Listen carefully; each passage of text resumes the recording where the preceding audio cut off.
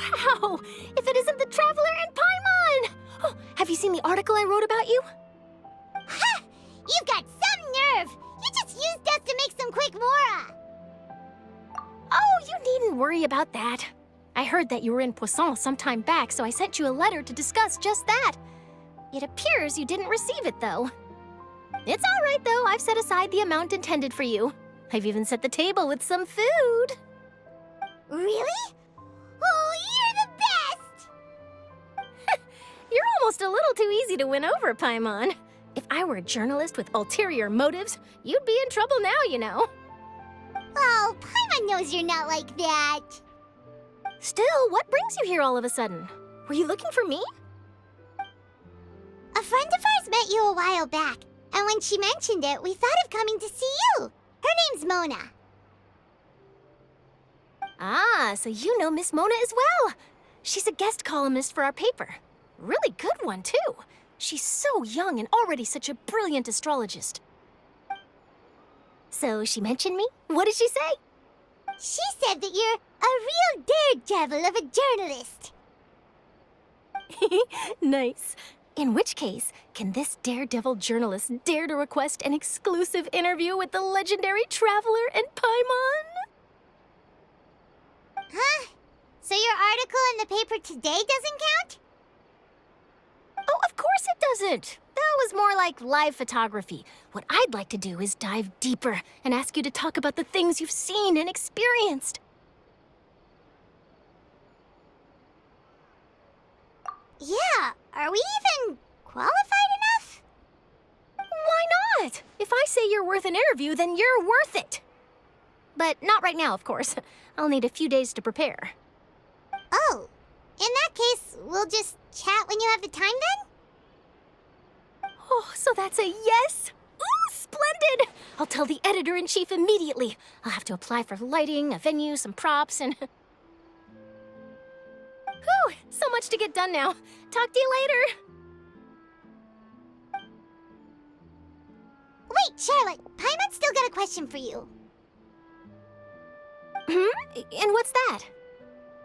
If, just for example, Fontaine were to be flooded tomorrow, what would you do today? Huh, that's the prophecy you're talking about, isn't it? I mean, I do hear about it often, but I've never once thought that the day could be tomorrow. If you're seriously asking, then I might try and think of a way to leave Fontaine. Oh, but I'm still a journalist first and foremost. That means I have a duty to be reporting from the scene. And secondly, I wouldn't forsake my homeland that easily. From what I've seen, most people don't know what they'd do should the worst come to pass. In truth, it might be better just to behave like normal rather than worry over such an end. So in all likelihood, I'd probably still be prepping at the office for that interview of ours. I know what you're thinking. That sounds a bit sad, but I've always believed that it's best to do what you enjoy. Just think about it. If this nation really were to be suddenly destroyed tomorrow, but I still successfully finish an exclusive interview with a truly unique person, then the story I would wind up writing would truly be timeless. And then do you know what I'd do? Well, I'd write that story, send it for printing, and use messenger pigeons to get copies out to the various nations as soon as possible. I'm not a dreamer, nor am I a workaholic, but I do love my job, and I'd be proud of leaving such an article behind. I guess you could say that I was born to be a journalist. But anyway, that's my answer. And on that note, I'll get back to my preparations. That's so nice. All of a sudden, Paimon actually kinda envies her. Anyway, let's go and take a look at the sea, shall we?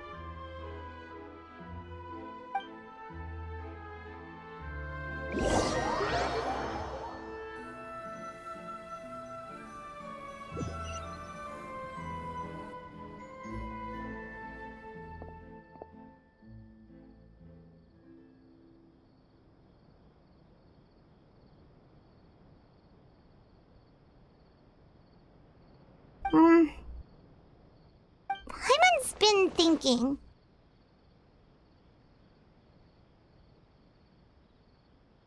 If it wasn't Fontaine, but all of Tevat that would be destroyed tomorrow, where would we go and what would we do? No, Paimon should ask, if you could choose, what would you like to do?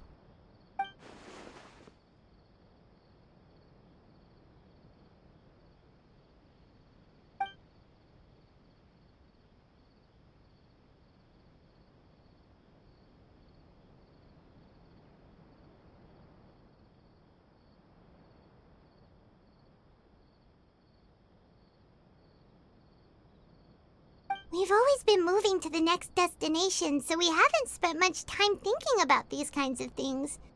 We didn't have to either, with us always being on the road and whatnot.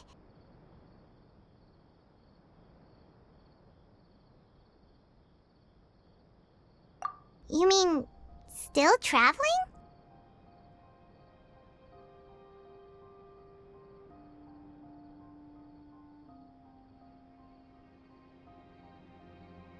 Huh. Wait, isn't that what we've always been doing?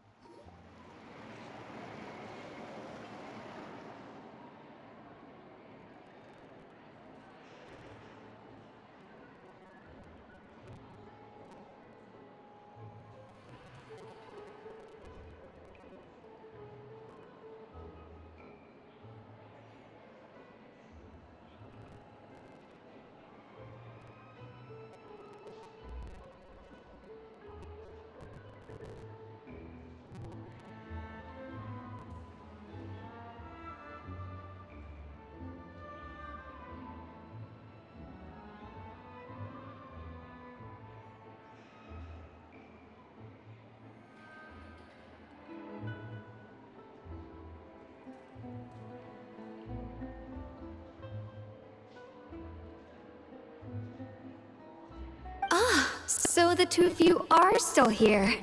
Wonderful. Oh, you're from the Palais Mermonia, aren't you? Yes, I'm Isadora. Monsieur Nervillat sent me to look for you two before. I heard that afterward you went to the fortress of Meropide.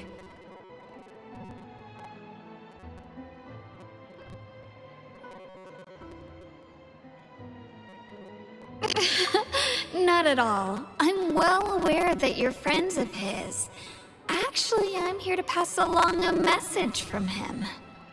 Yes, inside the Opera House, the Maréchaussée Phantom has declared the incident a small-scale riot. A riot? Well, that said, I don't personally think it was that serious. Lady Farina was watching a performance at the Opera House, and while she was resting during intermission, some other audience members suddenly started harassing her, loudly accusing her of doing nothing about the prophecy crisis. And before she could respond, others started to join in. The crowd continued to grow, and protests against the Hydro Archon started to break out. So people have started to put the blame on Farina. Guess they finally found an outlet for the pressure they've been under due to the prophecy. I agree. People will naturally rely on gods, as is customary. But the moment people feel threatened, gods are also the first to be blamed. So what happened after that? Is Farina okay? Seeing that the situation was spiraling out of control and that further argument was pointless, she claimed that she'd gotten tired of this and left in a hurry. The Maréchaussée Phantom had their hands full maintaining order and did not catch where Lady Farina had gone. Only when things had stabilized did we realize that she had gone missing. So, you mean she's still missing? That's right. The Marechaussee has dispatched many people to search for her, but we don't have any leads yet. That said, I don't think there's much to worry about. She is a god, after all. Even if she were to fall into the hands of rioters, what could ordinary people do to her? Good. Monsieur Nervillez sent me to tell you about the situation, but he didn't say anything else. Don't worry, this is more than enough to go on. Thanks for keeping us informed. Ah, is that so? Well, alright then. In that case, you two take care. I'll be heading back to the Palais now.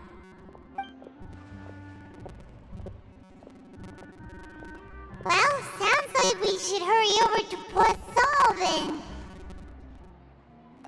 If we know Farina, she won't try to fix things in this situation. Instead, she'll look for a place to wait out the heat.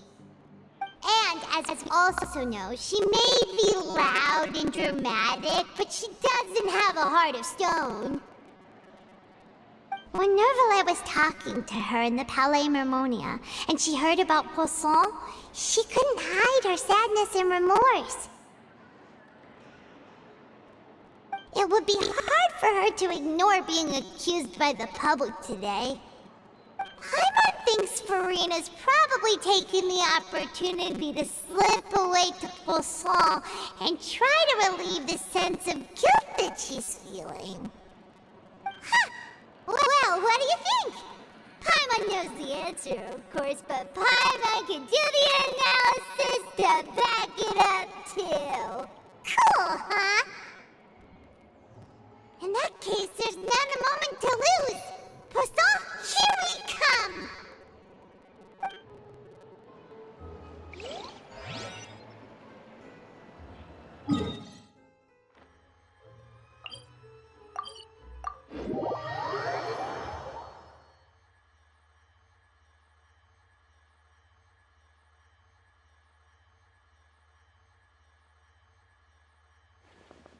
This place looks deserted. Guess all the survivors must have evacuated already. All that's left here are signs of devastation. Could Farina really be here? Let's try to find her as soon as possible.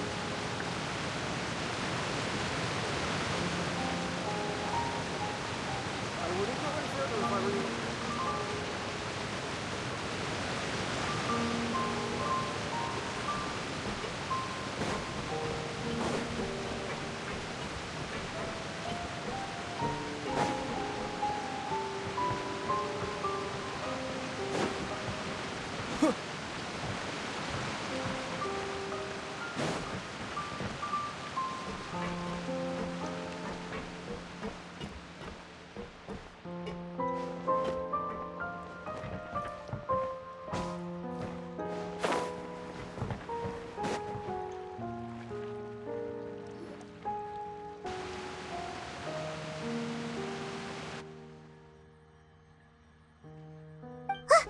That's Farina, right over there!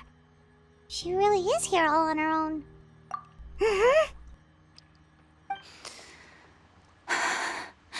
Should I just give up?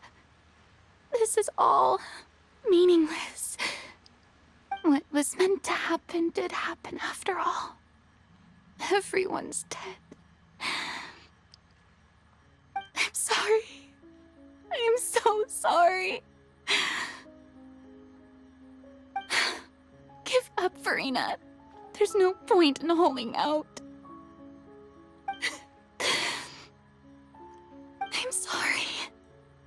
But what can I even do other than to repeat meaningless apologies over and over? Who's that? Don't worry, Farina, it's just us.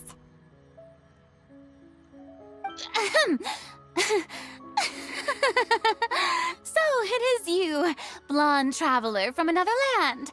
Why, I almost thought you were someone from that mob of my ignorant subjects, come to kneel and beg for my forgiveness. Farina, you were crying just now, weren't you? The tear stains on your face are obvious. What do you mean, tear stains? Oh, I remember. The show at the Opera House earlier this morning was so moving. I'm still trying to process it. Who did that uncivilized rabble think they were, disturbing my enjoyment of the arts?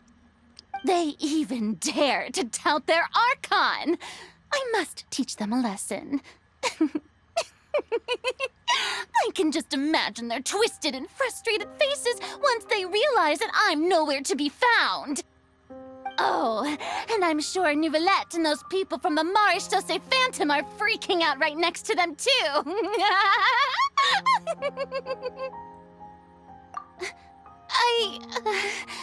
Of course not. Hey, there she is! The Hydro Archon's over there! Quick, after her!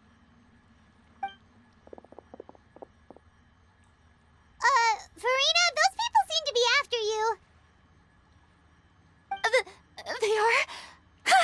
They're just some rabid fans who want to cut the line because they haven't been able to meet me in person, aren't they? That's against the rules. I can't let them get their way. Farina just ran off! Quick, we have to catch up with her!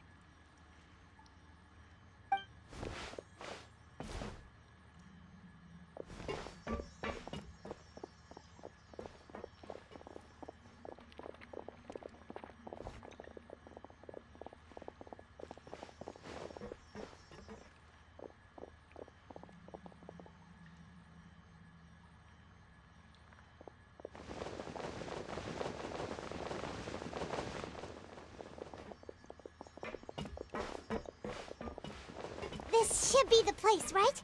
Hey, Farina! There's a good hiding spot over here. Quick, come to Paimon before the rest of them catch up to you. What is this place?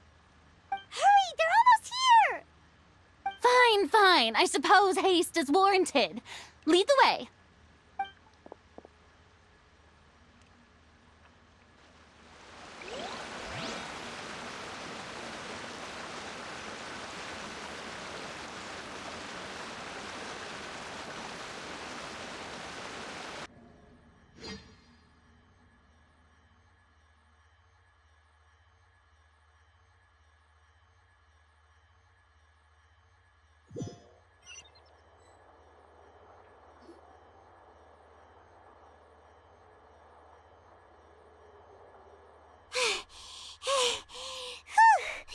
Paimon's exhausted.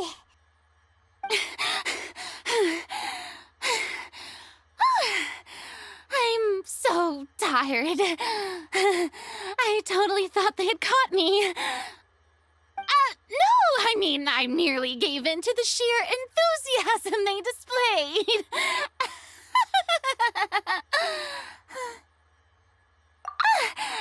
You're right. Yep, that's a good girl.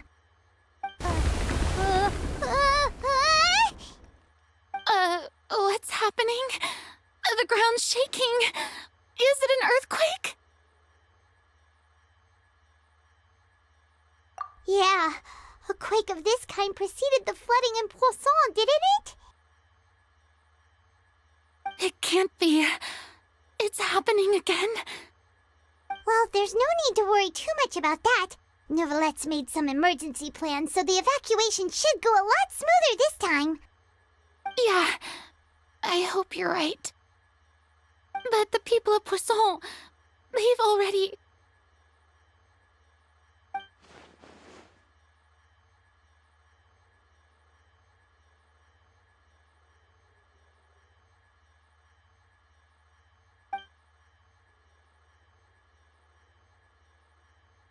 It's true. I've been investigating the prophecy for hundreds of years. I once had informants all over Tevat, searching for clues and feeding information back to me. I've tried all kinds of ways, too, to hold back the sea.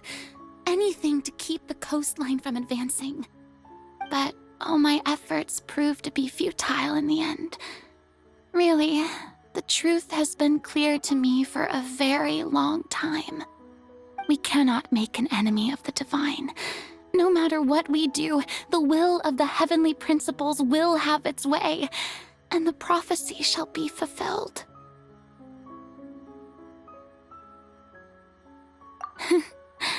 Give up. I do love the sound of that phrase. It would mean finally coming to terms with fate, but also for me to finally be free.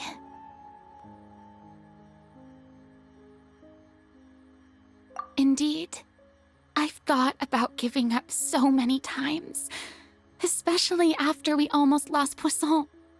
Fate is really unreasonable, isn't it? It has no heart and obeys no rules. The prophecy has only just started to come true, and so many people have already lost their lives.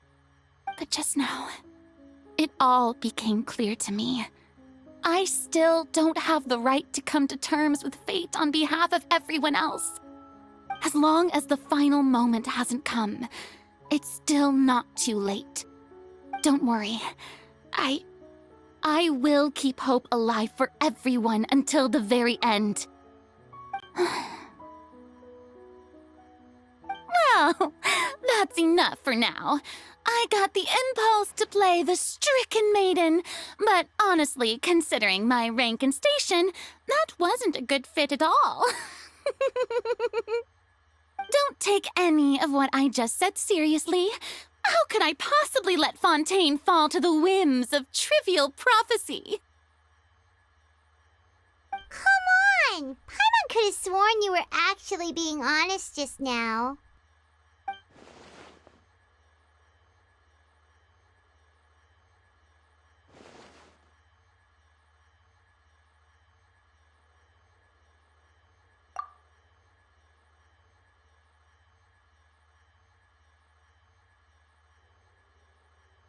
Share my burden. That's impossible. It was fated right from the start that this would be my duty alone.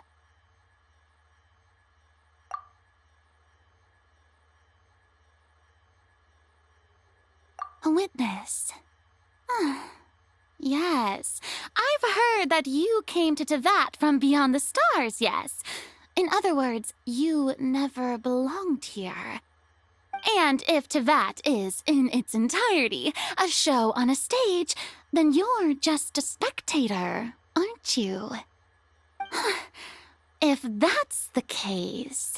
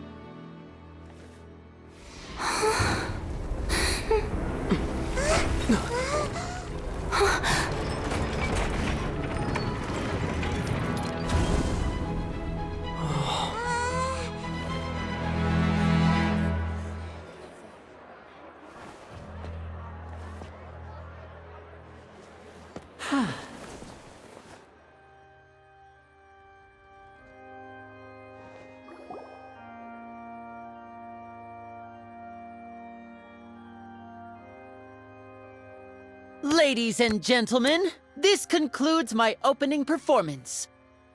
Now, without further ado, we may proceed to the trial of our god. So this is what it is.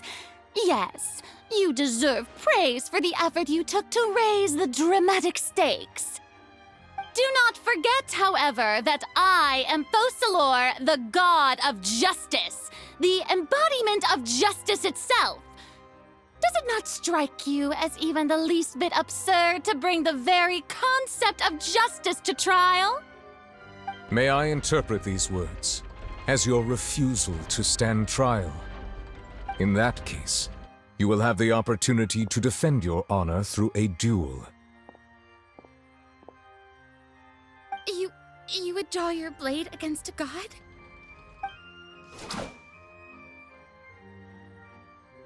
I see. It seems like you have made up your mind.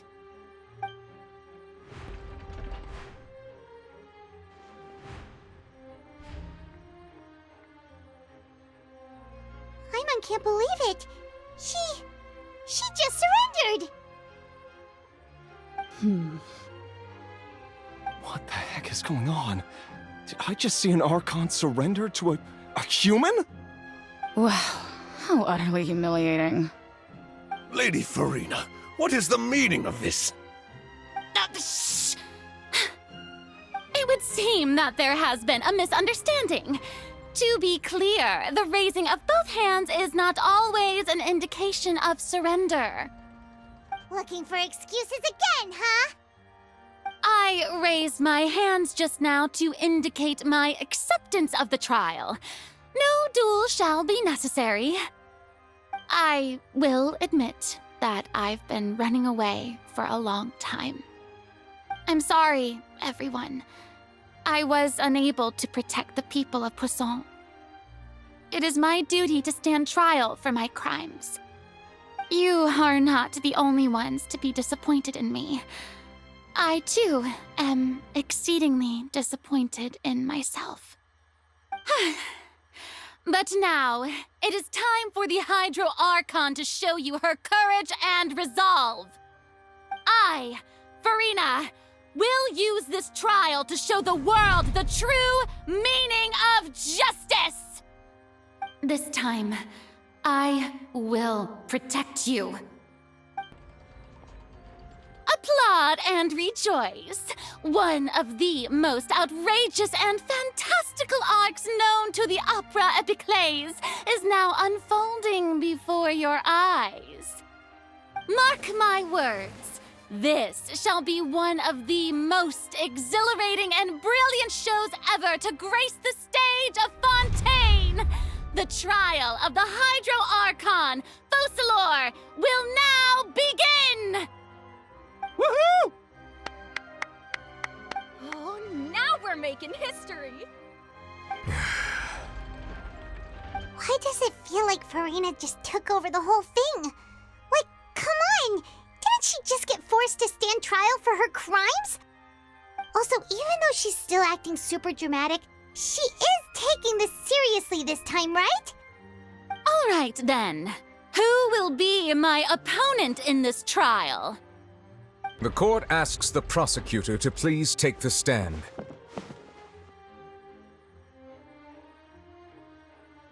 Is that so? Very well. Then please speak, witness of Tivat, my accuser and fated opponent.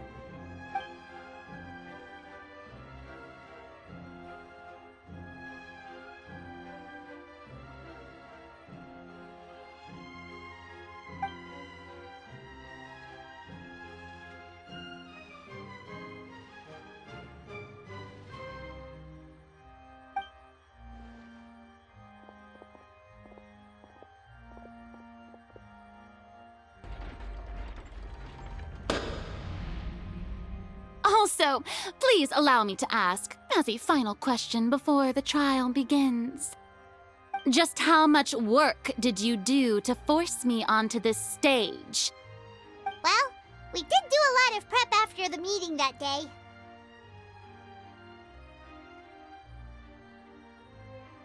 I can go over the tasks assigned to the Spina di Rosula, since they were rather straightforward and easy. Navia, the president of the Spina di Rosula. Most of the people who participated in the disturbance this morning were my subordinates. They changed into plain clothes and came to the Opera House as regular audience members, waiting for the perfect opportunity to incite insurrection against you. The people's resentment against their Archon has been building as more and more of the prophecy is fulfilled. A spark was all we needed to turn smoldering anger into a flame. Moreover, according to our understanding and analysis of you, when something like that occurred, you would likely flee the scene and head to Poisson by yourself. So, we arranged for a second group to lie in wait there. So, you mean, the ones who scoured the settlement for me were also from the Spina? And their goal was to force you to step into the giant magic box so you may personally participate in the greatest magic performance in all of Fontainian history. That's right. That house was a magic box, rather than someone's residence. As the super ultimate version of the setup that I used when I first performed at the Opera Epiclese, the volume of the box was increased by a whole order of magnitude, and the distance it traversed was the entire gap between Poisson and Aranias. Its cargo, of course, was an archon instead of a human. My thanks, Farina. Without your help, we could never have pulled off such an extraordinary performance. You're welcome? Of course, this performance was only made possible with Father's support. The House of the Hearth spent a massive amount of labor in Mora to pull this off. We had to select a location, construct the giant magic box, dig a tunnel, and open up a path through the water. It was a lot of work for all of us. So, in other words, the earthquake that we felt within the giant magic box was just a normal tremor from the transportation of the whole house? That's right. It wasn't a sign of another disaster to come.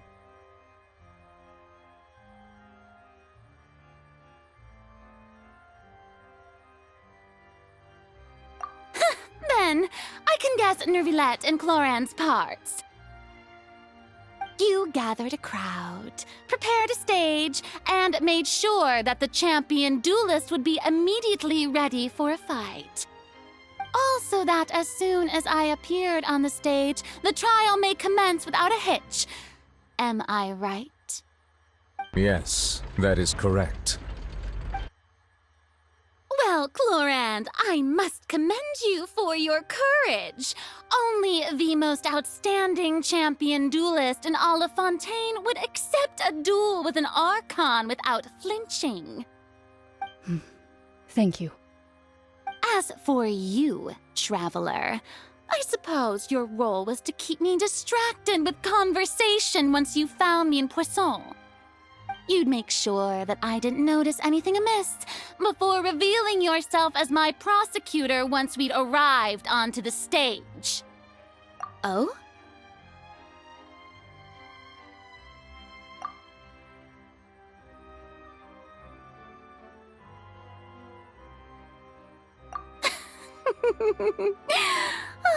Is that so? Then I suppose I must have missed my final chance. It's fine. It matters not. What's done is done. The stage is already set, so there's no reason to disappoint the audience. Let's see this trial through to the very end.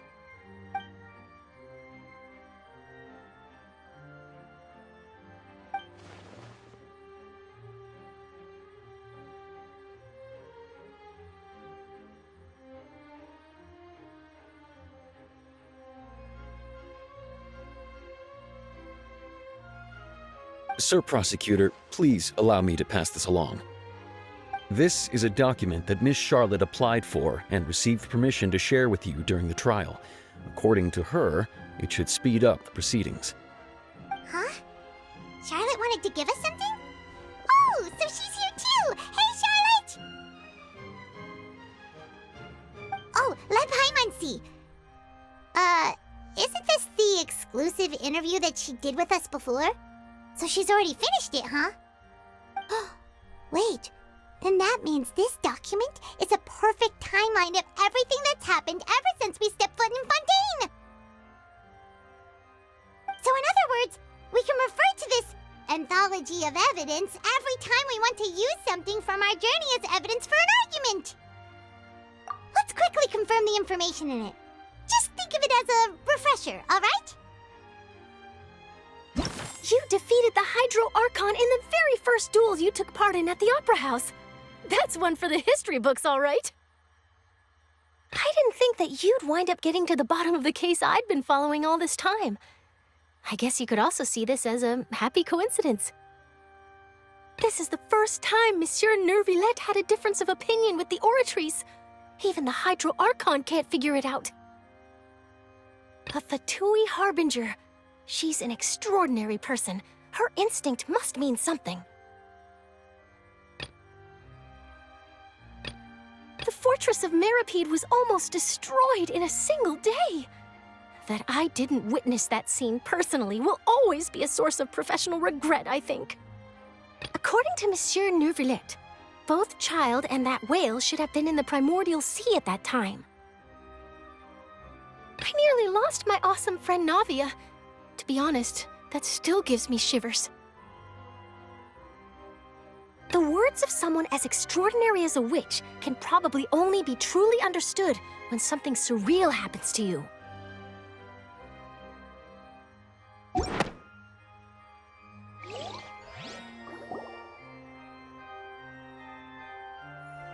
The prosecution and the defense are both in position. The trial shall now begin. Oh, come on, Neuvillette. There's no need to repeat all the unimportant legalese. Just fast forward to the part where the prosecution lays out my offenses. As the defendant and the lead actress of this performance, I still haven't even been informed of my supposed guilt in all of this. Of course, it is only natural for humans to struggle to understand the actions of a god. However, you will need more than that to convict me of a crime. That's true, but my charge here is unrelated to your conduct as an Archon. Instead, I would like to charge you as a fraud who's never been the Archon in the first place. Wait, what was that? Lady Farina's a fraud? Hey, I came here thinking that we were going to try the Hydro Archon for forsaking her duty, but did I hear that right? She's not our Archon at all? Charge accepted. Lady Farina, do you plead guilty to the charge?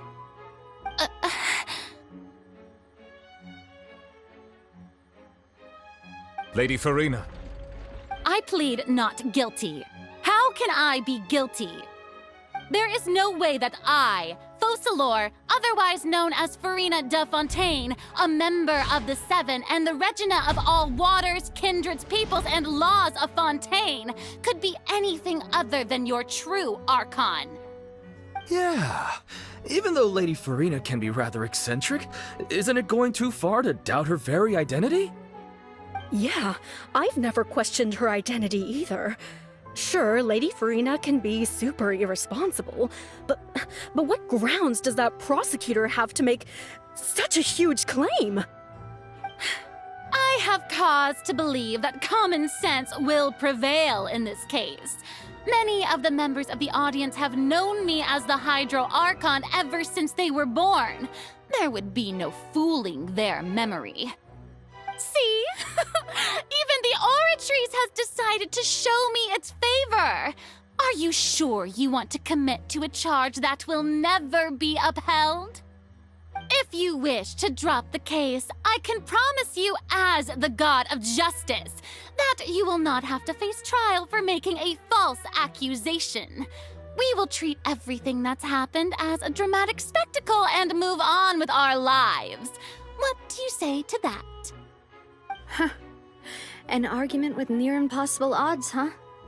We have to not only refute Farina's claims, but also overturn the long-held beliefs of the people. Well, I tried to give you the chance to surrender. If you must persist, then let me ask. If you believe I'm not the Archon, then what manner of being do you think I am? And if I was not the Archon, then how did I manage to live for over 500 years?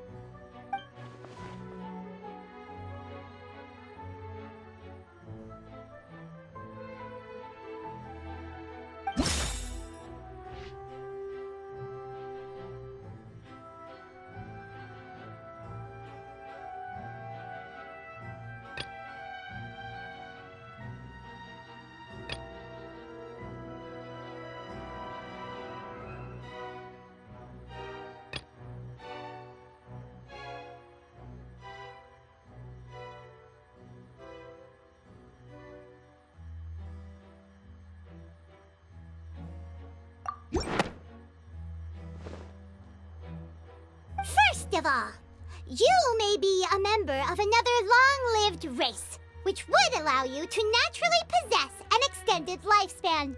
And second of all, even if that wasn't the case, there could be other ways to extend your life. Who gave you that idea? Was it the knave? You'd sink so low as to use a harbinger's words against me. A curse? I once thought it possible that the aura of an archon might naturally resemble a type of curse. But in light of this claim, perhaps what I sensed was not your divinity, but a curse after all. Neverlet sensed it too, huh?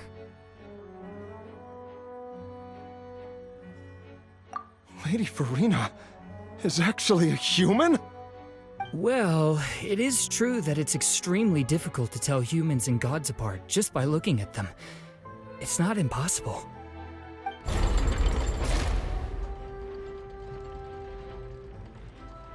Well, don't start celebrating too early now. Even if I have been carrying a curse like you said, how does that prove that I am merely a human being? Besides, everyone knows that the main difference between a human and a god is the possession of authority. Gods can do what humans cannot. That's why they're worshipped as gods. For centuries, manifestations of my authority have served the nation of Fontaine. One need only to turn their eyes towards the Oratrice Mécanique d'Analyse Cardinal in this very opera house, or consider the endemnitium that is used in every aspect of life.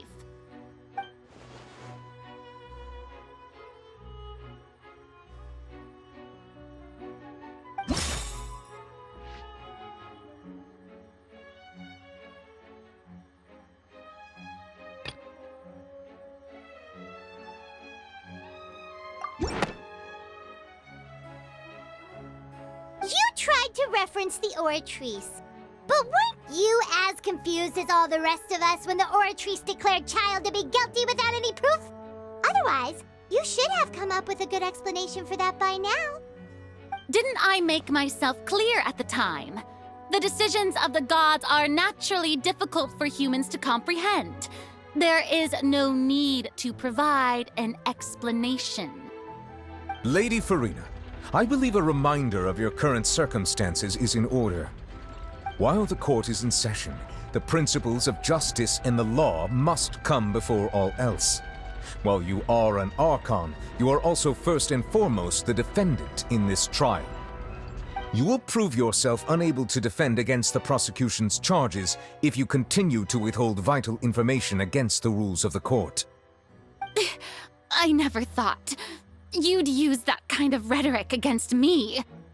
That was no trick of rhetoric, Lady Farina. I've merely reiterated the rules of the court. Rules that all should respect and follow. So, you neither knew why Child was declared guilty, nor did you understand the structure and operations of the Oratrice. Instead of having been created by you, the manifestations of authority you mentioned have been made by the real Hydro Archon, haven't they? The real Hydro Archon? Well, now you're really losing me. It is true that I did not know why the Oratrice gave out a guilty verdict that day. But the Oratrice handed out that verdict unilaterally, and it has been operating independently ever since it was first created. You can't argue that just because a divine creation is flawed, that the god behind it must also be no god at all. She's still throwing out all kinds of excuses. Seems like she's confident that we won't be able to produce proof that she has no power over the Oratrice. My power as an Archon. There are many ordinary citizens in the audience. How can I just carelessly demonstrate the formidable power of an Archon? If that poses a concern, I'm prepared to extend my protection to the audience. You don't need to go that far.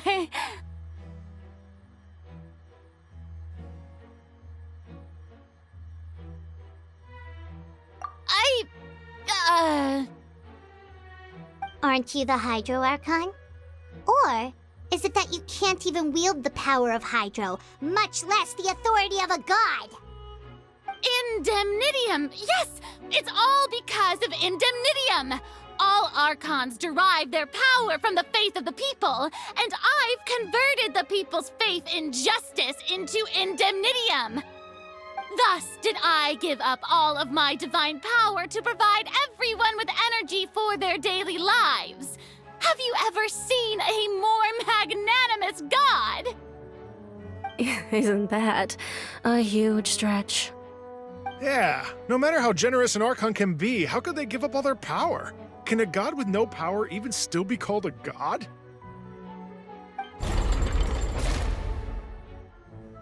It seems like nobody's buying Farina's excuse. Hey, come now, everyone! Please don't stare at me as if I was a liar!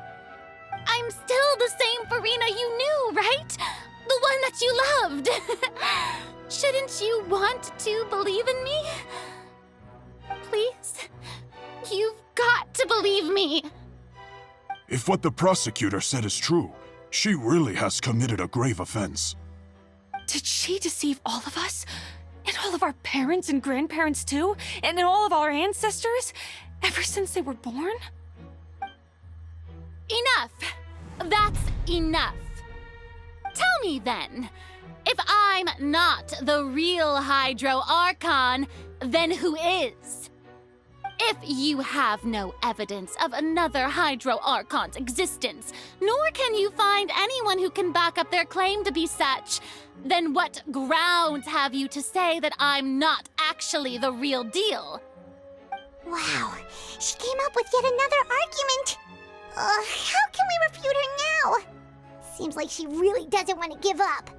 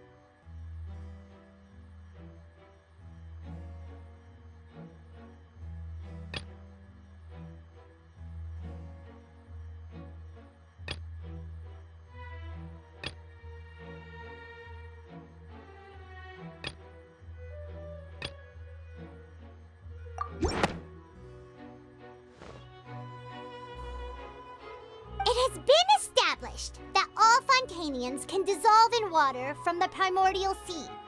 And that means... Since you insist on claiming to be a god and not a human, then there's a method that you can use right here and now to eliminate all suspicions of you being the latter. Miss Navia, please apply to serve as a temporary attorney for the prosecution before addressing the court. Though you act in partnership with the prosecutor, you must still adhere to proper procedure. Super sorry, Monsieur Chief Justice. I swear this really will be the last time that I'll speak out of turn. Now, I've brought some seawater from Poisson. As everyone knows, a massive flood struck the area not long ago, taking many lives, including those of some of my closest friends.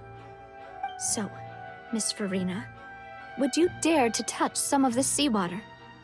If we are to believe that you are indeed the real Hydro Archon, touching this seawater would have no effect on you. All it should do is strengthen your case.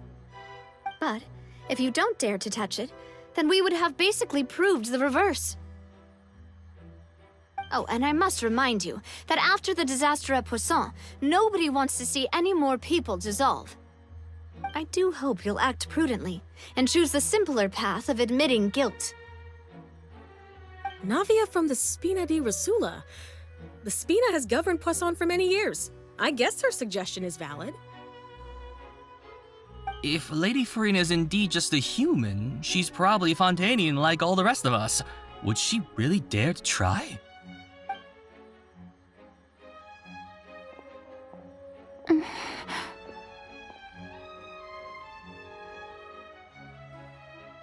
Lady Farina, this test has been unilaterally proposed by the prosecution. As it falls outside the realm of standard court proceedings, you possess the right to decline participation.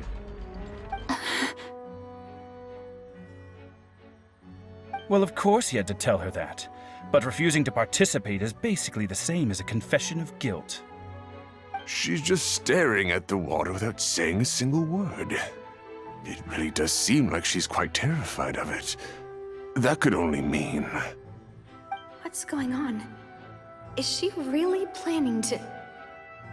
that's not what we thought she would... Due to the inherent risk of the test, Lady Farina, you may...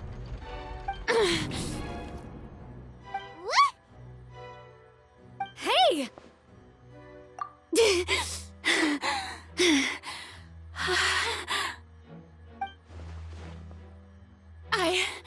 I'm fine! Look! Look at me, everyone! My hand is still here! I haven't been dissolved! Will you believe me now? I really am your archon! I'm nothing like a normal human who would fall apart as soon as they touch this water! Really? Was this not the most obvious thing in the world? Miss Siegewien? If you're present, Miss Siegewien, please come forward and attend to the defendant. Siegewien? Don't be nervous. It'll just take a few seconds. Let me see. That should be enough. Please announce the results of your evaluation to the court, Miss Siegewien. As everyone doubtlessly saw, Miss Farina was displaying symptoms of hyperventilation and flushed skin. These indicate that she was experiencing the adverse effects of exposure to primordial seawater. The extent to which she was affected is the same as other humans when exposed to primordial seawater of a similar concentration. Thank you, Miss Siegewien. Lady Farina, you may return to the defendant's stand. Oh, wait. What did she just say? I didn't get dissolved! Shouldn't that be enough to prove my innocence? Well, considering your tendency to run from your problems, we did originally prepare a direct sample of the seawater around Poisson. However, after extensive discussion, we exchanged it for a sample that is not concentrated enough to dissolve an actual human. After all, on the off chance that something entirely unexpected might occur, we don't want anyone else to lose their life to the sea. Yeah, so out of regard for Farina's life, you secured a low-concentration sample and asked the head nurse to serve as an expert witness. It's a great thing that the direct sample wasn't actually used. Farina could have... I can't believe... you...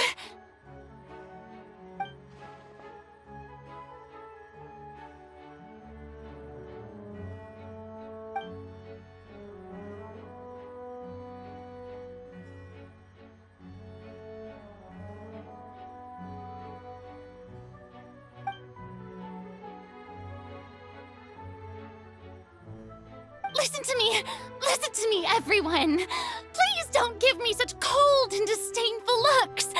What happened just now didn't prove a single thing!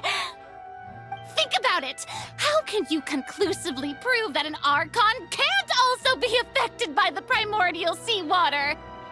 Also, if I was really just a human, why would I dare to just put my hand in that kind of water?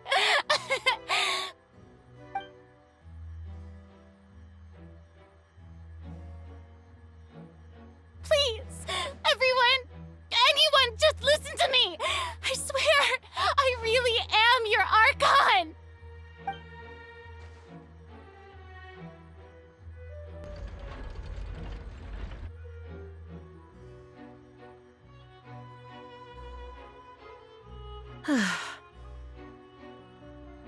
don't think anything she says at this point will sway anyone. The odds are just too stacked against her now. With all the things that have been said, Paimon doesn't think there's any way left for Farina to win. I believe the time for arguments and presentation of evidence has come to an end. If there are no objections, we will move on to the final judgment.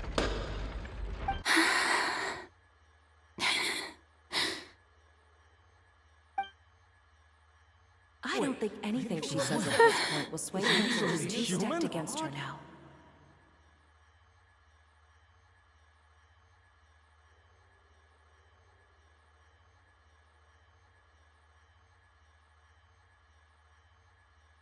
In my capacity as Chief Justice, I shall now render judgment on Farina's misrepresentation of herself as the Archon of Fontaine. As a human who knowingly deceived her fellow citizens, Farina is guilty.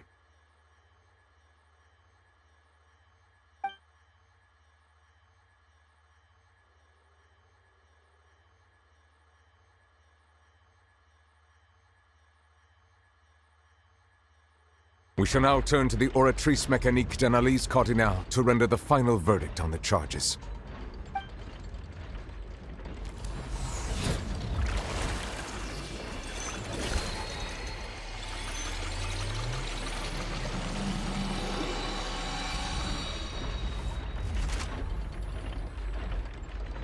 According to the judgment of the Oratrice Mécanique d'Analyse Cardinale, Farina is... Well, what's wrong? What's the Oratrice's verdict? No, the Oratrice also displays a guilty verdict. Isn't that correct then? However, the exact wording of the verdict is thus: the Hydro Archon, guilty, to be punished via the death sentence. The death sentence? That's actually one of the available sentences? I've always thought that it was just a myth. The one and only time the death sentence has been handed out at the court, and it's been given to the very person we've worshipped as the god of justice? What an unexpected twist. Farina's been sentenced to death by the Oratrice? We just wanted to use the trial to show her the seriousness of things so she'd tell us the truth. How did things escalate this quickly? This outcome is indeed quite strange. According to Fontaine's current definitions of justice, as well as its recommendations for criminal sentences, is this sentence really appropriate for the crimes that have been committed? Yeah! Even Fauché wasn't sentenced to death by the Oratrice. You know, the real evil mastermind behind the serial disappearances case. Indeed. Not only is Farina's sentence overly excessive, the very point of our trial today was also to prove that Farina has never been the Hydro Archon in the first place. But now, the Oratrice seems to have deliberately invoked the title of the Hydro Archon. What does this mean?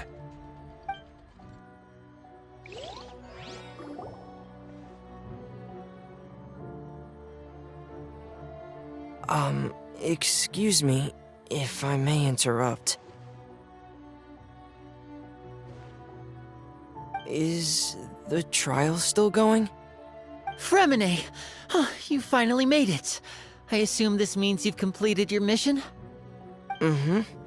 Any mission Father assigns to me will always be top priority.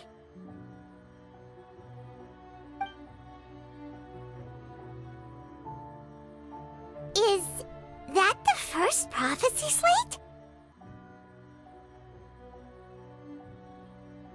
Huh. So the knave privately arranged for Fremine to try and find the missing slate. I looked everywhere and finally found it at the bottom of the sea. It took me a long time to get around some dangerous stretches of water. But has the trial already concluded? Then, doesn't that mean I've come too late? Oh no. Father will be disappointed in me. Thank you for your hard work, Mr. Fremine. Please allow me to review the record left on the slate. Traveler, I believe that you have already seen the other existing slates, and would like you to come here and confirm their contents.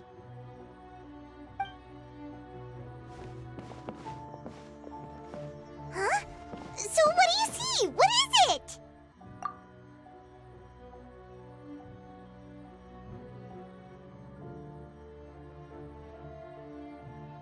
I believe I've now made sense of the Hydro Archon's crime.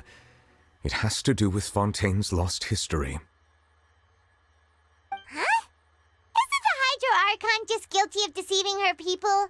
Oh, wait, no, that's Farina, and we've already proven that she's not the Hydro Archon.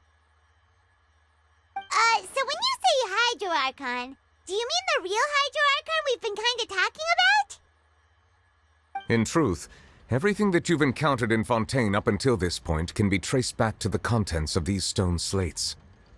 However, I'm uncertain as to how much sense they currently make to you.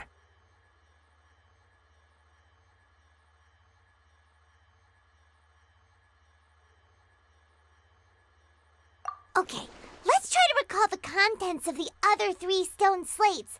Paimon will do her best to help you remember.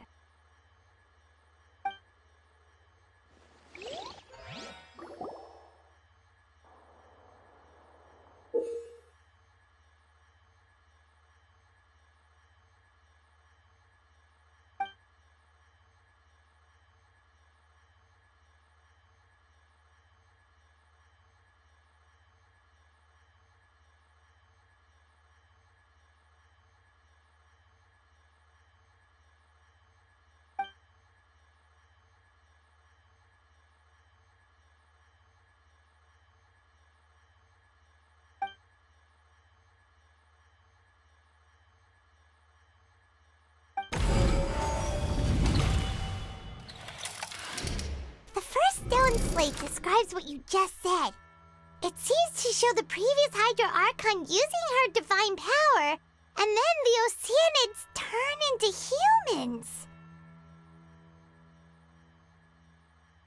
Does that mean that Fontainians are transformed Oceanids? Oh, Paimon wasn't expecting that. But if Oceanids can turn into humans, then perhaps this process can be reversed as well. The second stone slate shows Celestia floating in the sky, and the Hydro Archon and her people worshipping it together. But the heavens still brought judgment down upon them. This must be the point when the Hydro Archon and the Fontainians were branded with their original sin. Does this mean that the original sin and the Hydro Archon sin are the same thing? The third slate shows the Hydro Archon sinking into the sea surrounded by many people. That reminds Paimon, didn't we also watch that happen to someone else? Well, the fourth slate is the prophecy the Fontainians have been talking about. People dissolving into the sea, the Hydro Archon crying on her throne, and so on. We didn't believe that such a crazy disaster could happen at first, did we? But after that incident, it was just a question of when and not if.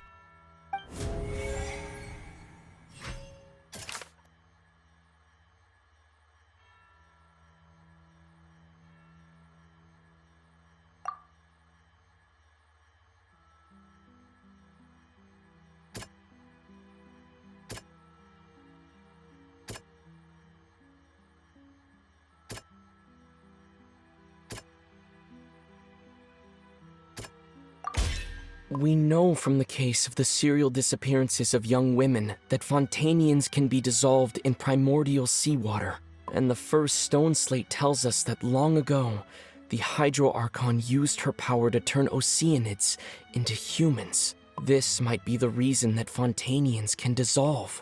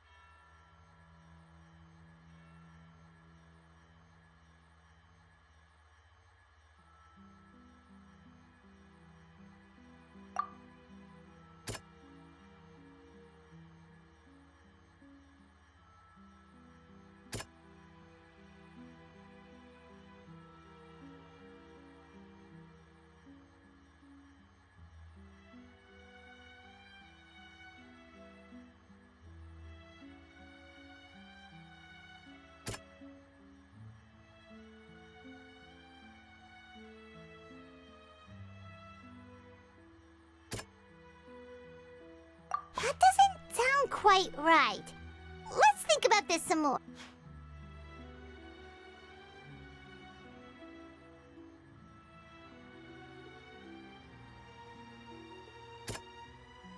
That doesn't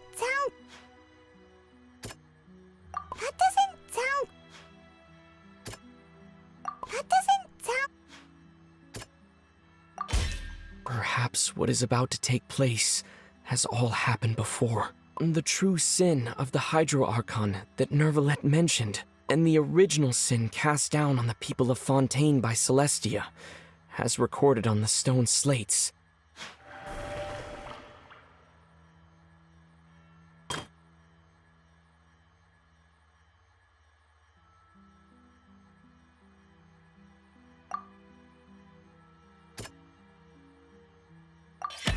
It's not as simple as falling into the sea. When Navia fell into the sea, her consciousness was subjected to judgment. The stone slates show the people gathered around the Hydro Archon in the sea. Could that be alluding to the same thing?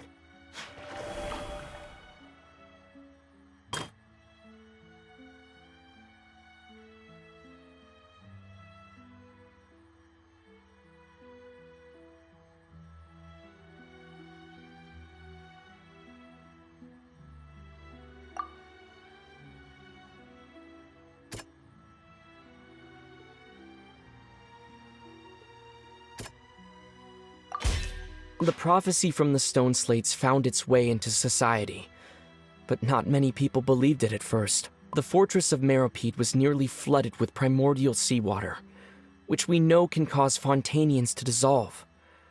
It seems increasingly likely that the prophecy may come true. If we hadn't dealt with it in time, things could have gone very badly.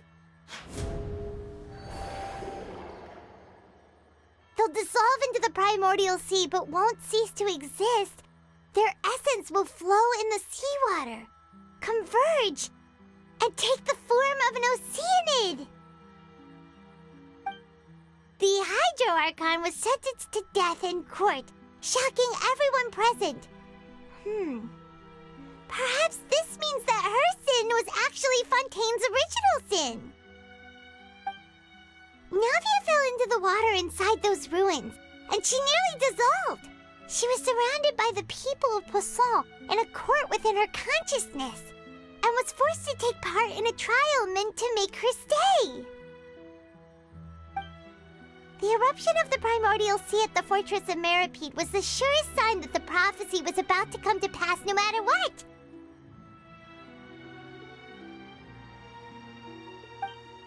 The stone slate's contents can all be verified by recent events.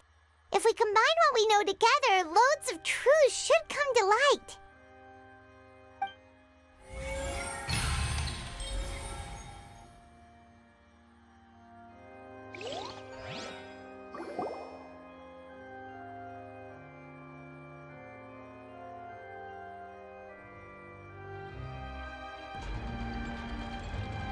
Huh? Oh, Paimon gets it now! So that's how you can make sense of it! But then it feels like we're going to have to share some truly shocking revelations. Let's hear them.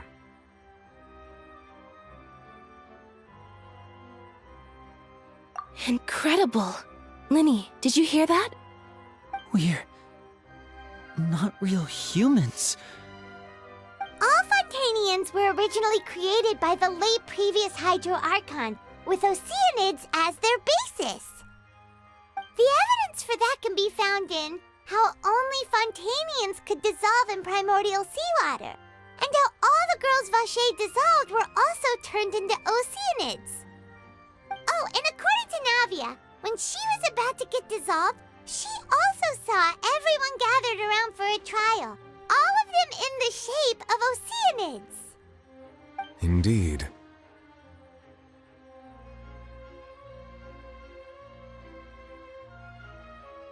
Yeah, and it follows from the content of the first slate that she probably angered Celestia by creating humans without prior permission. That could also explain why the Oratrice judged the Hydro Archon to be guilty.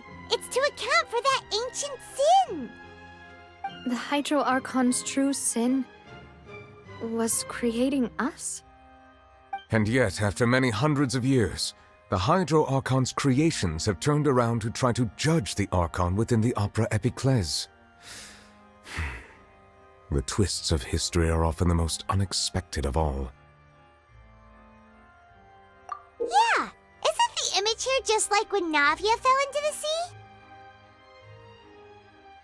So wouldn't it be trying to show the image of the Hydro Archon also falling into the sea once the prophecy has been fulfilled in the fourth slate?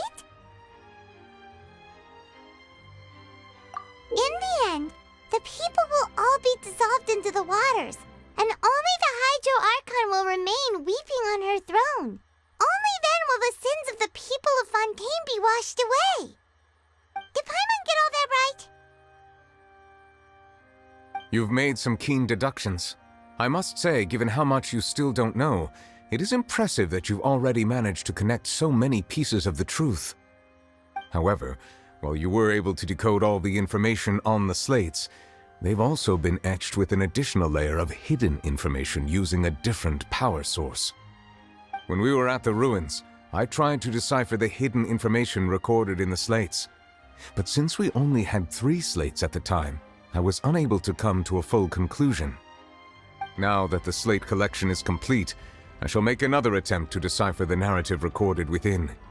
If everything goes well, we should finally be informed of the unadulterated truth.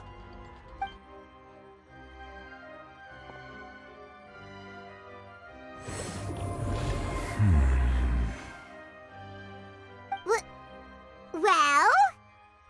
Did you get it? I believe I should share this truth not only with you, but with all the people of Fontaine as well. I will try to briefly summarize it for you.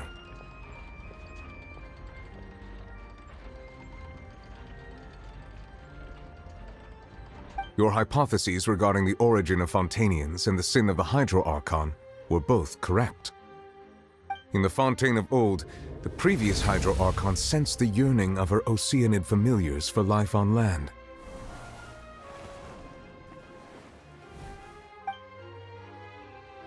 The Oceanids were enamored with the beauty and romanticism of human beings, and wishing to have those experiences for themselves, expressed to the Hydro Archon their desire to become of a similar kind.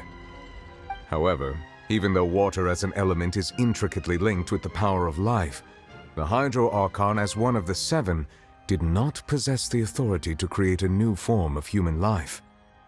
Not one to give in, she eventually found a way to create permanent humanoid bodies for her familiars by appropriating the power of this planet's primordial sea. She poured primordial seawater into the Oceanids' blood vessels, creating humanoid mimics in the process. But if Fontainians were to ever come into direct contact with water from the primordial sea, the power within their bodies would escape these artificial restraints and return to the sea. As a result, their forms would collapse, and they would be reverted to their original forms as Oceanids. Of course, the Hydro Archon never received permission from the heavenly principles to create a new human race. And thus, the Hydro Archon and all of her creations came to shoulder the original sin of appropriating the power of the primordial sea. That is the true history of how the people of Fontaine first came into being. So we were all Oceanids before we turned into human beings? That's way too much information for me.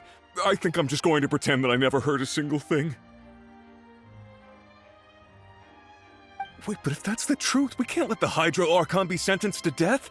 After all, her only sin was creating us.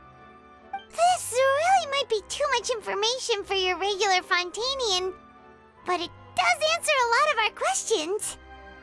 Alas, your hypothesis regarding the 3rd and 4th stone slates was inaccurate.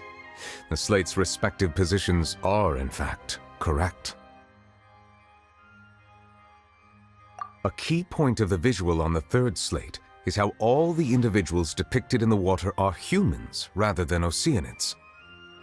They have not been dissolved, which implies that the water depicted in this slate is not water from the primordial sea. The nation of Fontaine is the nation of Hydro, as well as the nation of trials and justice. Instead of being the literal element, the water in the scene symbolizes judgment and justice. You may also recall Navia's experience. When she fell into the sea, her consciousness was surrounded by that of many others who intended to hold a trial to determine her fate. Therefore, the meaning of the third slate is that the people of Fontaine shall try the Hydro Archon at the court of justice. Yes, it refers to our present situation. I think I'm following now. So, what you're saying is, even though we decided to put on this trial to avoid fulfilling the prophecy, in truth, everything we've done has happened exactly as the prophecy foretold. So now, it seems, we're the ones making sure it comes true.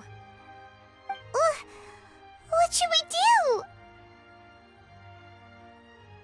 Huh. No matter what, the prophecy will be fulfilled.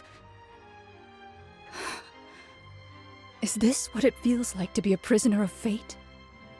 If that's the case, does that mean the scene in the fourth slate will also be fulfilled soon? Traveler, I would like to point out another small fallacy in your deductions.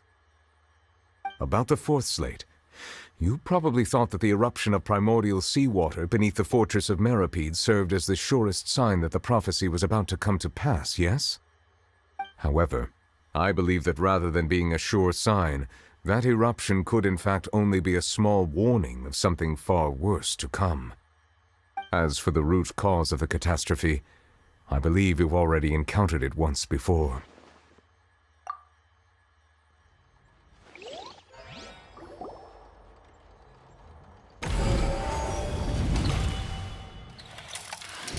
This eruption was just a small warning of the things to come. We must find the root cause of the disaster.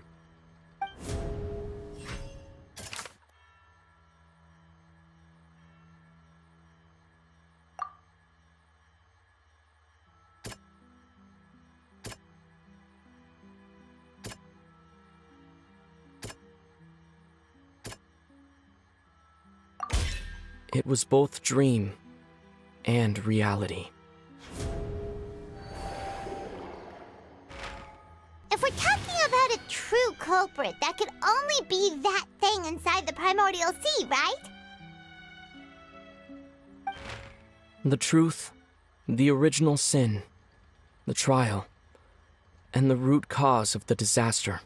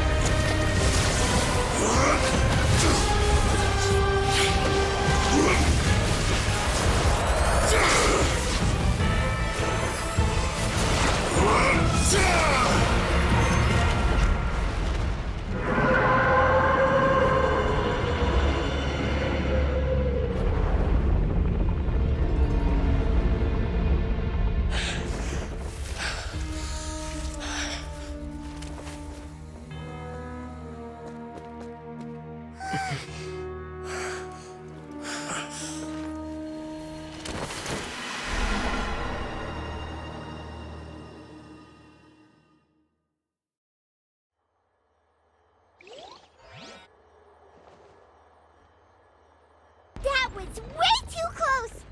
How did that thing just burst into the opera house? Wait, was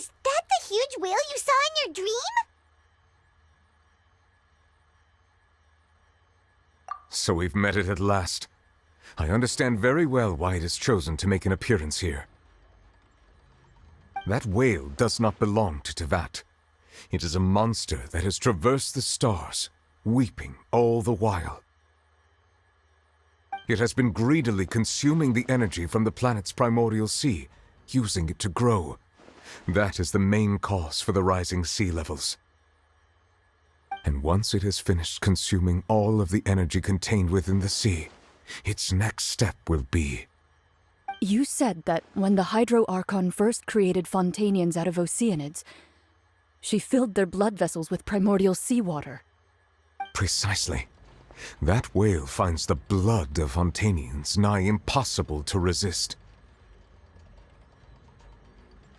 Therefore, when it left the primordial sea, it decided to make its next stop a packed opera house full of food.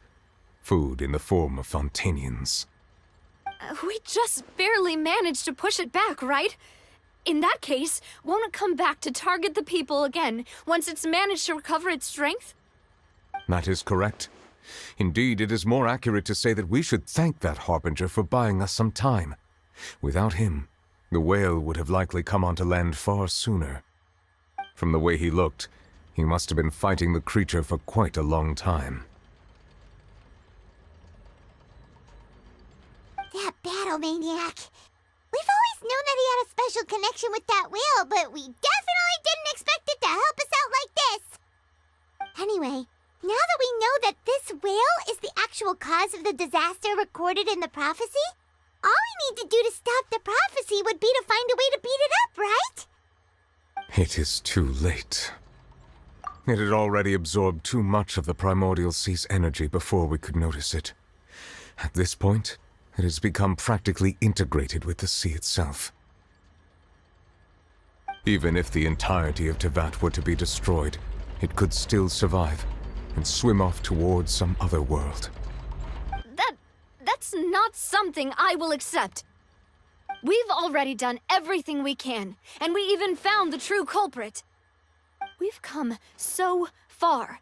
You can't just tell me that the last hurdle is some impossible foe. That's just not fair. Indeed, that's not how a grand performance should end. I'll fight it to the end, no matter what. So the prophecy will be fulfilled no matter what, huh?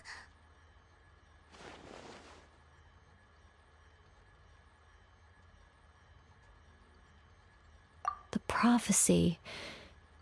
Yes, what has been prophesied will be fulfilled. You may view such things as the history of the future.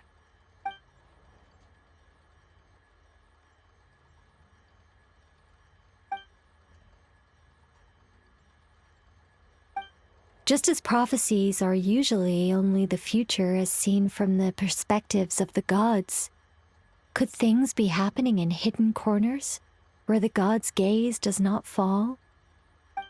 Ultimately, fate shall serve as your only guide, no matter what will happen in Tevat's future. All you need to do is to play your part.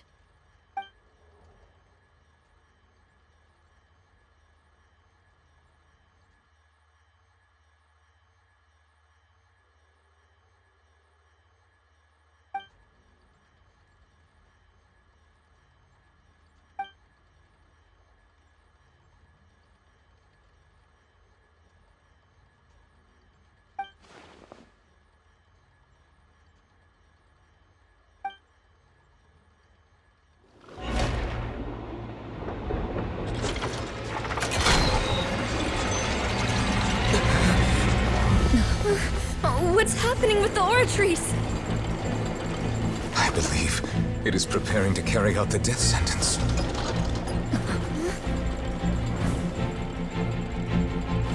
Farina!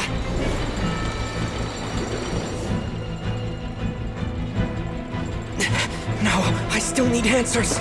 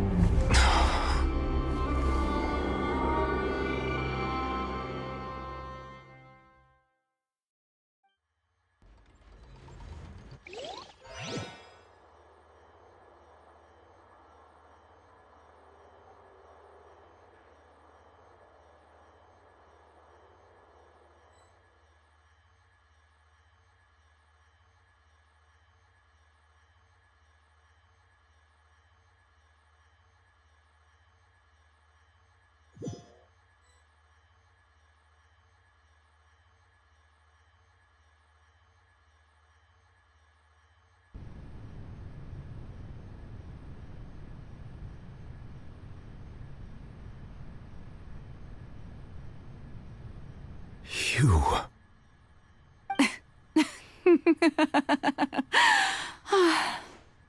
Sorry. That shocked expression on your face is just too amusing. I couldn't help myself. You are not Farina. Who are you? Ah, the sweet sound of bewilderment. Marvelous. A sure sign that my attempt to deceive everyone was a resounding success. But to answer your question, I am Focalor. You know, the god. Focalor. Why did you deceive us? Oh, that wasn't my goal, of course. Goodness, no. But I had to fool everyone else too, if I was to stand any chance of deceiving the heavenly principles. Deceiving the heavenly principles? It's all because of that pernicious prophecy. Dreadful, wasn't it? Everyone doomed to dissolve.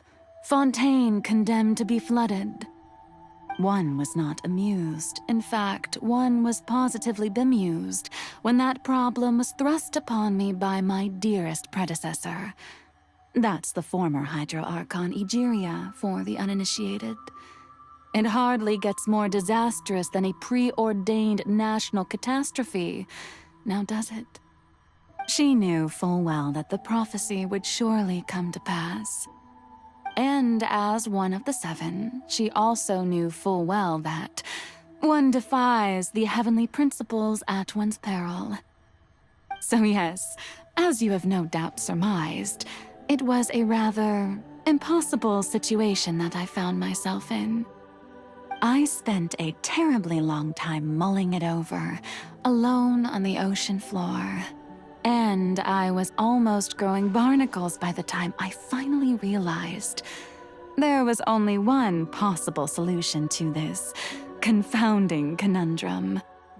I had to outwit the heavenly principles, allow the prophecy to be fulfilled, ostensibly at least, while saving everyone at the same time. I'm a genius, I know. I can only assume that's why Egeria chose me as her successor. Although, looking back now, it was hardly the inheritance one dreams of. Between the task of saving the nation, the quotidian duties of the Hydro Archon, and not to mention the original sin of creating a new race of humans, I dare say she left me quite a colossal mess to clean up. But one can only play the hand one is dealt.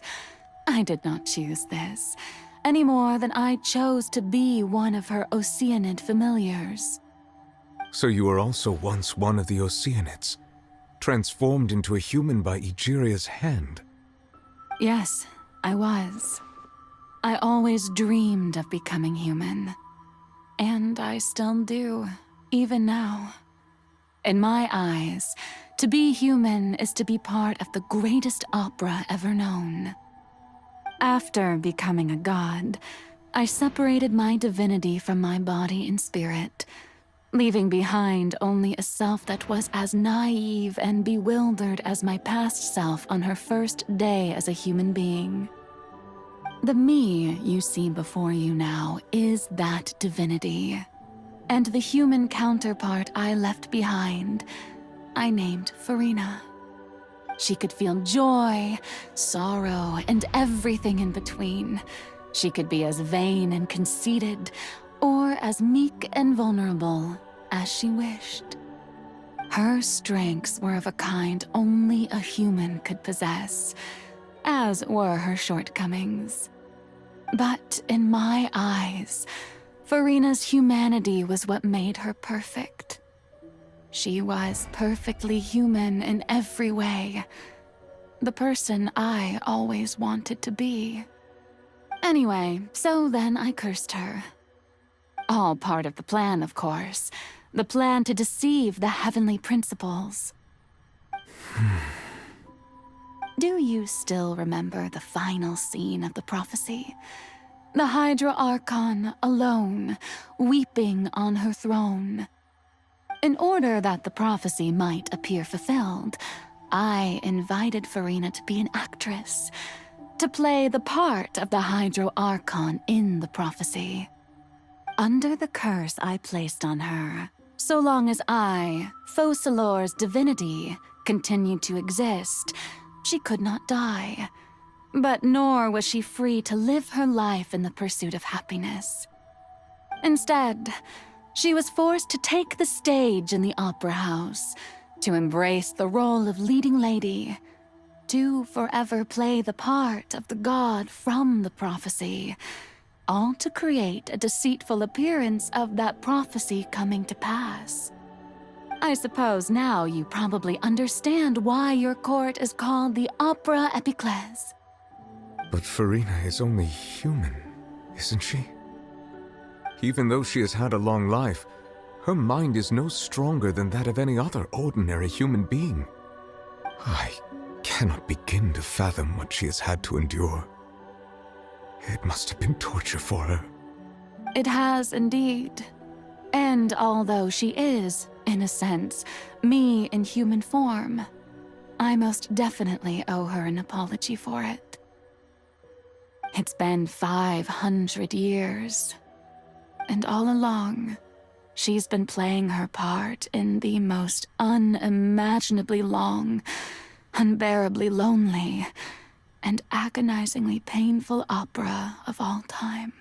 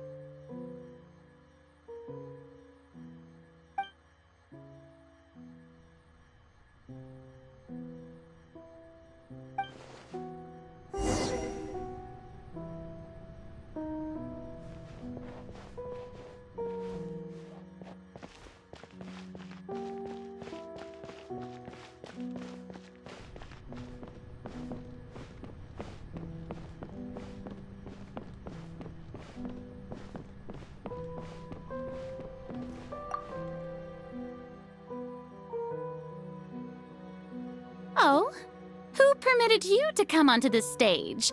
Now, I understand your admiration for my august self, but I must ask you to keep to the rules. All right. It is not my intent to reprimand you. There is no need to state your name. Just be off with you. Do not distract me from my performance. Oh, do not jest. Can you not feel it? I am Focalor. The eyes of countless Fontainians are upon me. I must, at all times, display the utmost elegance and nobility.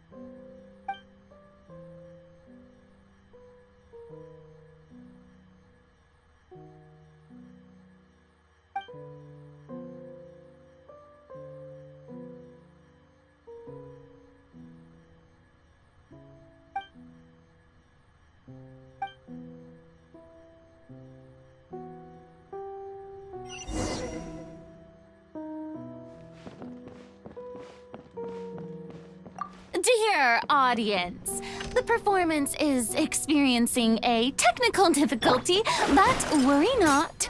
The guards shall resolve it soon enough. Let's dance. Hi. Come a little closer. Go, Barbara, go! You're in for a little shock. Shut up. Leave my space. Let me scry. Come a little closer. Come a little closer. Hey, what gives? The audience is still watching me, you know. Guards! Wait, where are the guards? Guards!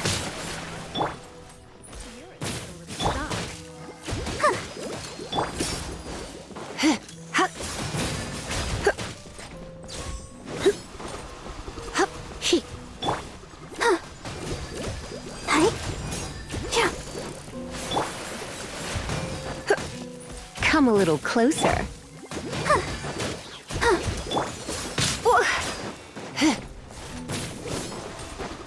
You're in for a little... Let's dance.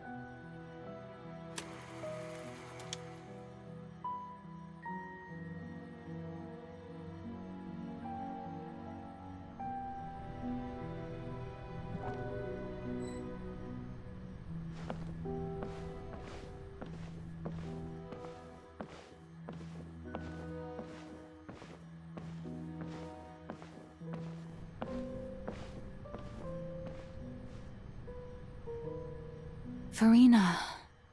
Farina. Huh? Who's that? Who's calling me? Where are you?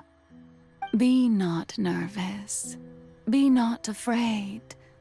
I am before you. Wait a moment. You're near me? How can this be?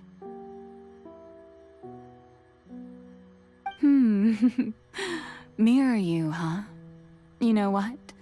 That's not bad. Let's go with that. Mirror me? What do you wish to say? The prophecy. Have you heard of it? What prophecy? Wait. I know. I think. I don't know why, but it's in my head somehow. The people will all be dissolved into the waters, and only the Hydro Archon will remain, weeping on her throne. Only then will the sins of the people of Fontaine be washed away. Oh, very good. You know it well. What's going on? I can't seem to remember anything clearly. The only thing I know for sure is this prophecy. Will it really come to pass? Yes, it will. And that is why I've come to you. Disaster will come to Fontaine sooner or later. Things will develop just as the prophecy declared. There is no escaping it. But doesn't that mean everyone will die? I'm a Fontainian just like them. Will I dissolve too? Oh, don't worry. Magical meetings exist in this world precisely to give people a chance to turn things around. It is the reason why you met me today. I will tell you how to save everyone, but you may have to suffer somewhat.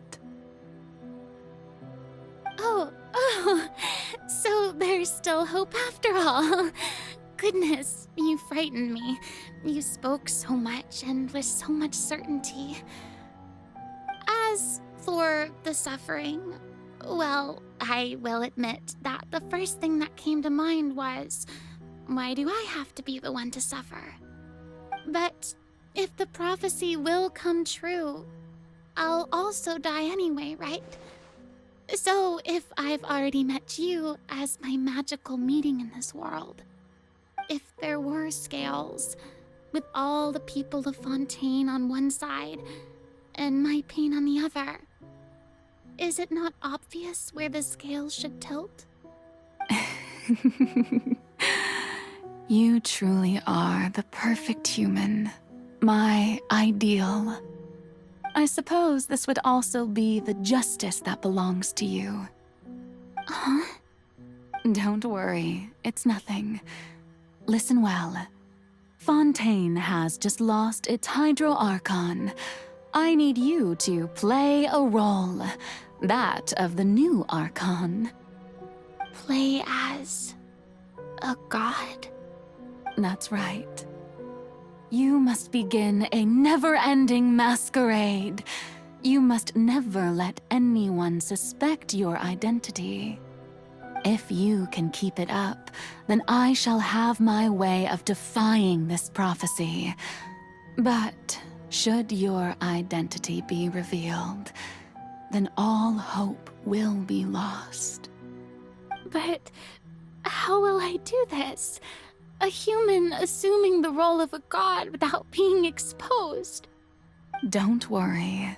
What you must do is not to turn yourself into a real god.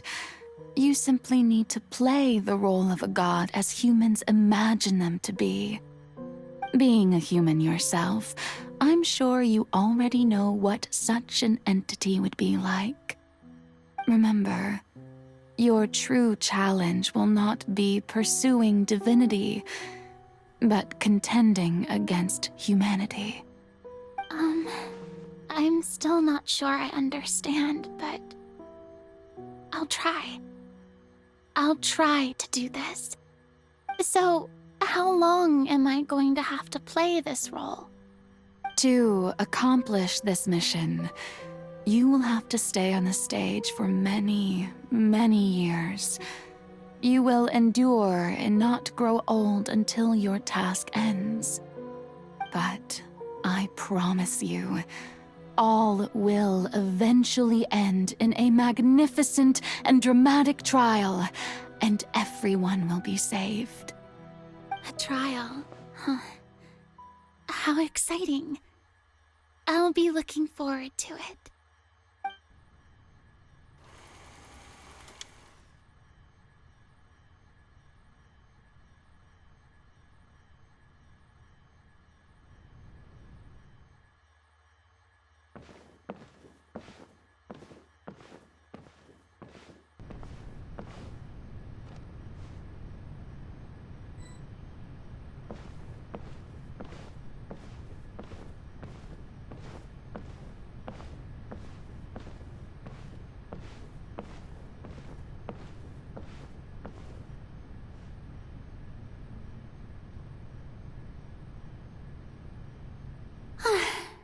The Maison Cardinalise has announced my accession, but this is my first time facing the people. What should I say to most appear like a god? To be honest, I still don't know. Perhaps I should first try to act natural. Ladies and gentlemen, good evening, and welcome to the Opera Epiclese. I'm sure you've all heard about how I have taken on the role of Hydro Archon. Indeed, I am Verena de Fontaine, your new Archon. In truth, I know little about becoming a nation's new god, but it will be my honor to guide you all. As the god Focalor, the god of justice, I shall do all within my power to lead you into an age of fairness and justice. Once again, thank you all for coming. If you should have any questions or suggestions, please send them to the Maison Cardinalise. The future of Fontaine will require us to work together, after all. This should do it. I thought I might stammer, but thankfully, I was able to convey my thoughts just fine. Okay, and next. That's the new Hydro Archon. Is this some kind of joke by the Maison? I would have thought that a being that surpasses humanity would be a bit more assertive. Hey, did you hear that? She even told us to send her suggestions there at the end. Shouldn't gods be all-powerful? She's being so modest. What's the difference between her and an ordinary person, then? If you ask me, perhaps the succession didn't actually happen. She might just be a maison back puppet. Wait, what's going on? Why is everyone suspecting me of being a fake? Oh, this is bad. If I get exposed here, there'll be no saving the people from the prophecy. Right. Mirmi said that I just need to play the role of a god as humans imagine them to be. Calm down, Farina. Think. What do the people want? How would they imagine a god to speak and act? Assertive, with a strong sense of presence. One who can dispel all doubt. That is the character I'm fated to play.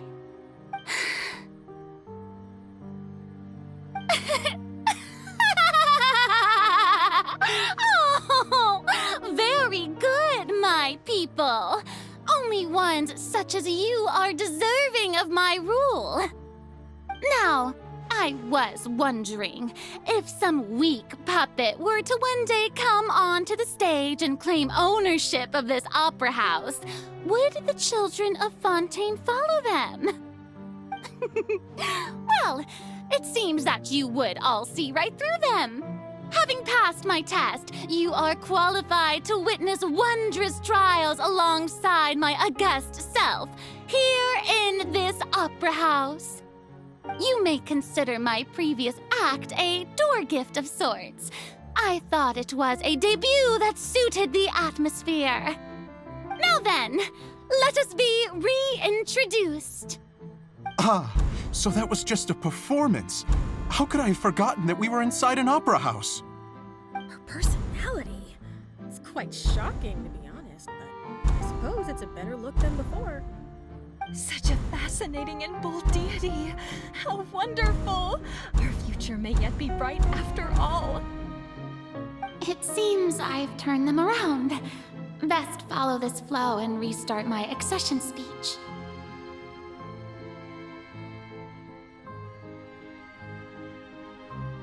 My dear people, whether you acknowledge me or not, whether you trust me or nay, I say to you, keep faith in your ardor for justice. We have heard it said that this nation's sins can no longer be washed away. Well, I say that justice is most fragrant when it blooms amid sin. The scales of justice should not weigh heavy in the hands of its God. On one side, it must carry fairness and justice. And on the other, praise and applause. May law be the prayer on our lips. May judgment be our worship. Let us light the fires and drink to the future of Fontaine. There is no trouble in this world that justice cannot solve. All that is needed is for you, my people, to believe in it, heart and soul. So long as I, the archon Focalor, stand within the opera epiclese, so long as I stand before the oratrice, I shall even judge the gods of this world!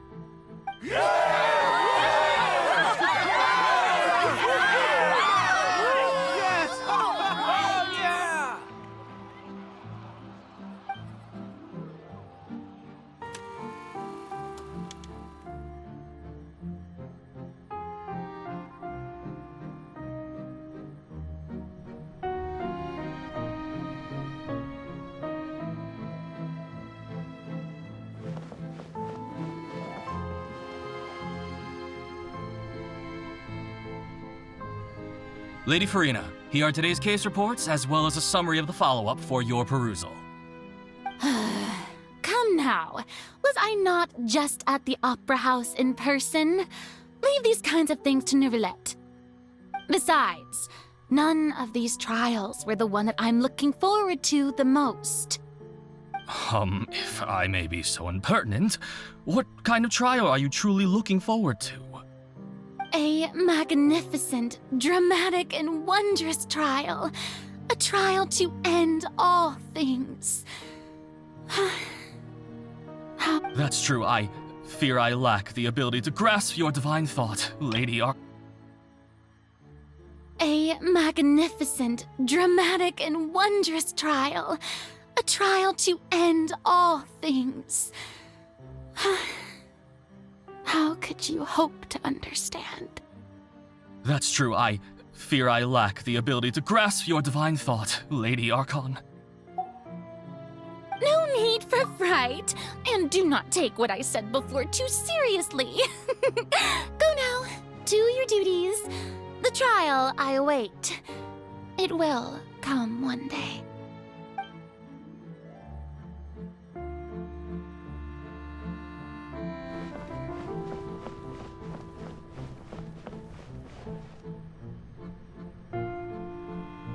Lady Farina, I don't know what to say.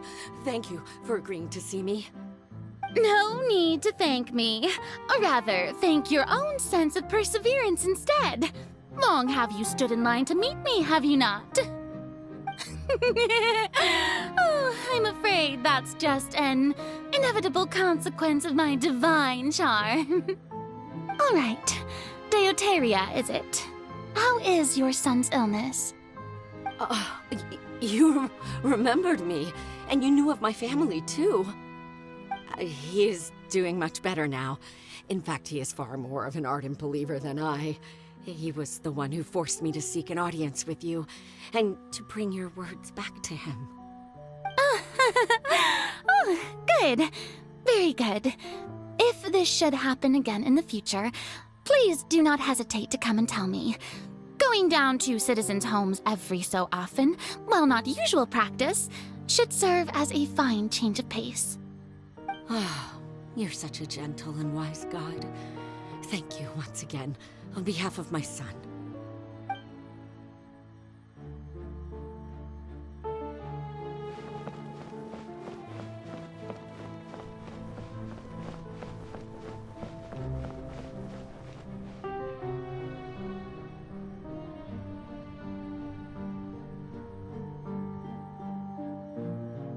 Lady Farina, here are the latest hydrological reports. As for the specific parameters you asked to take note of, I'm afraid things still don't look good. I see. It's as I thought, then. As your god, I did already expect this, but I wanted to see how far your human wisdom would allow you to analyze it. All manner of signs indicate that the prophecy will still come to pass. Forget it. That's not something you need to worry about right now. Well, as I understand it, the Fontaine Research Institute is also trying to find a way to counter the rising water levels. Really? Have they found anything? I'm afraid that they haven't found any effective solution thus far. Is that so? Well, no wonder. This issue has reached the realm of the gods, after all. Still, their spirit is praiseworthy.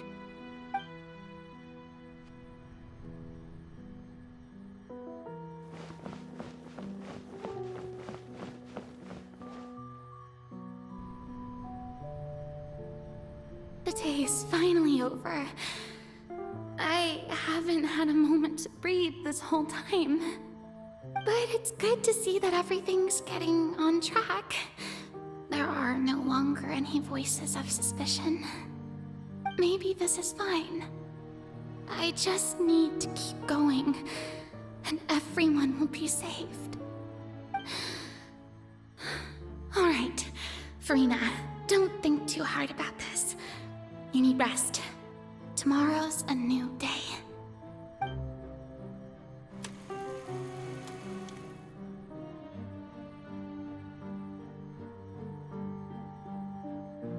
Lady Farina, here are the new trial reports for the latest cases, as well as a summary of the follow-up. There'll be no need for that. I've seen them already. There's There's no need to go back over scenes I've witnessed in person before.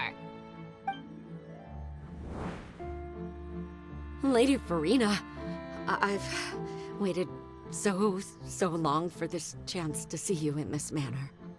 Indeed, my dear, loyal citizen. This joyous moment is an honor for us both.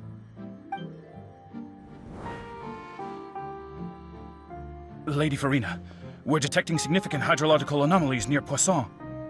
Understood. Keep monitoring. Keep me informed should anything come up at the Institute.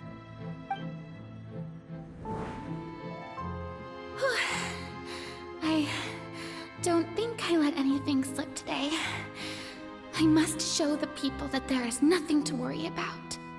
I just don't know when these days will end. I feel utterly exhausted. Best to rest early today, too.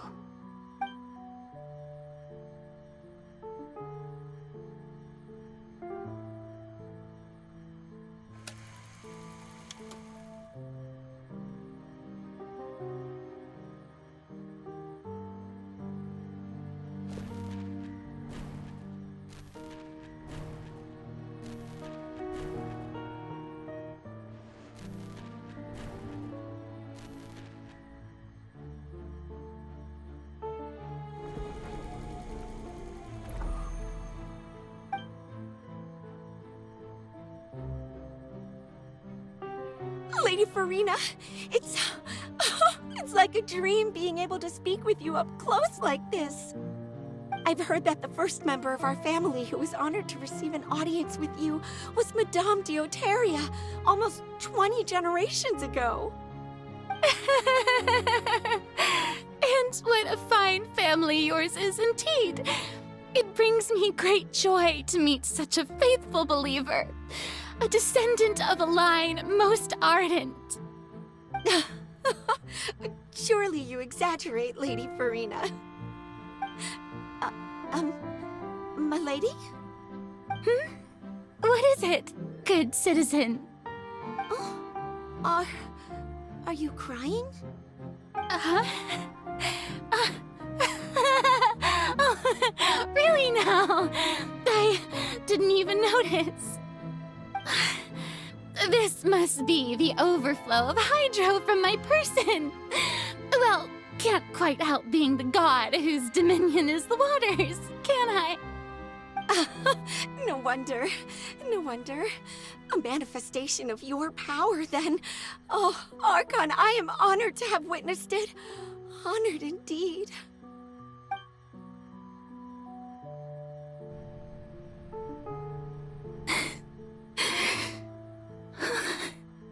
So interminable. So lonely. Just how much longer? Hundreds of years must have passed by now. Perhaps the show must go on for hundreds more. I never imagined that it would hurt so much. Have I reached my limit? No. Perhaps I reached it long ago. Today I didn't even notice my own tears. I want to tell someone, anyone, about this. But would that not destroy all I've done so far? I've conducted so many investigations across the centuries, but there's not even a sliver of hope that we might break the prophecy. All I can do is keep heart. I must maintain this act. It is the only way to save Fontaine. Please, mirror me. You have to succeed.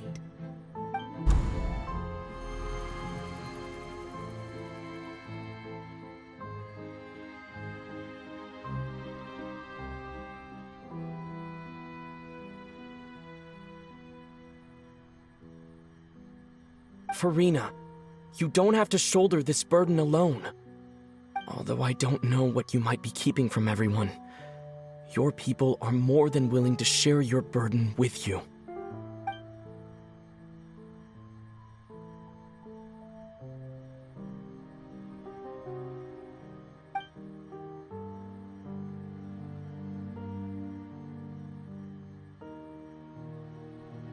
Share my burden.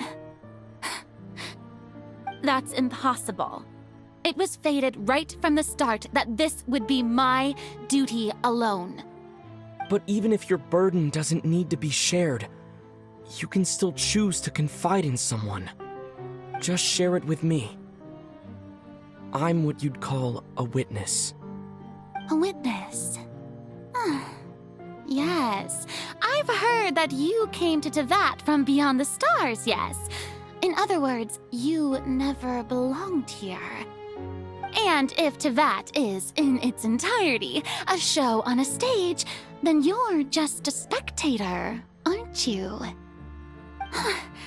If that's the case... He's right. I could confide in him, couldn't I? But if things don't play out as expected, the people of Fontaine will be the ones to pay the price. No, Farina, you shouldn't be selfish. But what if it's really all right? Farina, you've worked so hard for so long. Surely it would be okay to put yourself first for once. Just this once. Is it such an outrageous thing to do anyway? To find someone in whom you can confide your frustrations and sorrows? Surely it could not hurt.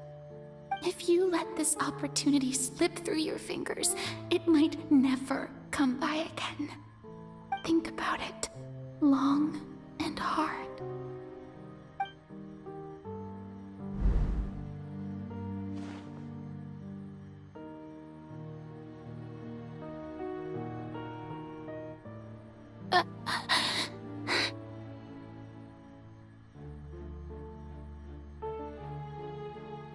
No, I have nothing to say. I am Farina, the Archon of Fontaine. Everything will surely get better. All you need to do, dear spectator, is to witness my performance until the curtains fall.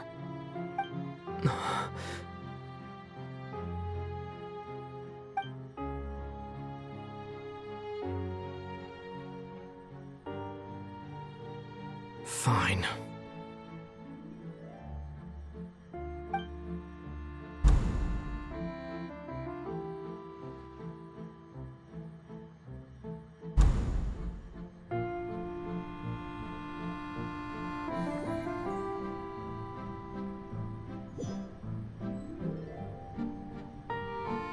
So even Farina doesn't know the truth? You've never once let her in on the full plan? Yes, it had to be done. To deceive the heavenly principles, you must first deceive yourself. She did very well. If she had let her resolve falter even once in these 5 centuries, Fontaine would have been doomed to the most tragic fate. It seems that trusting humanity was the right decision after all.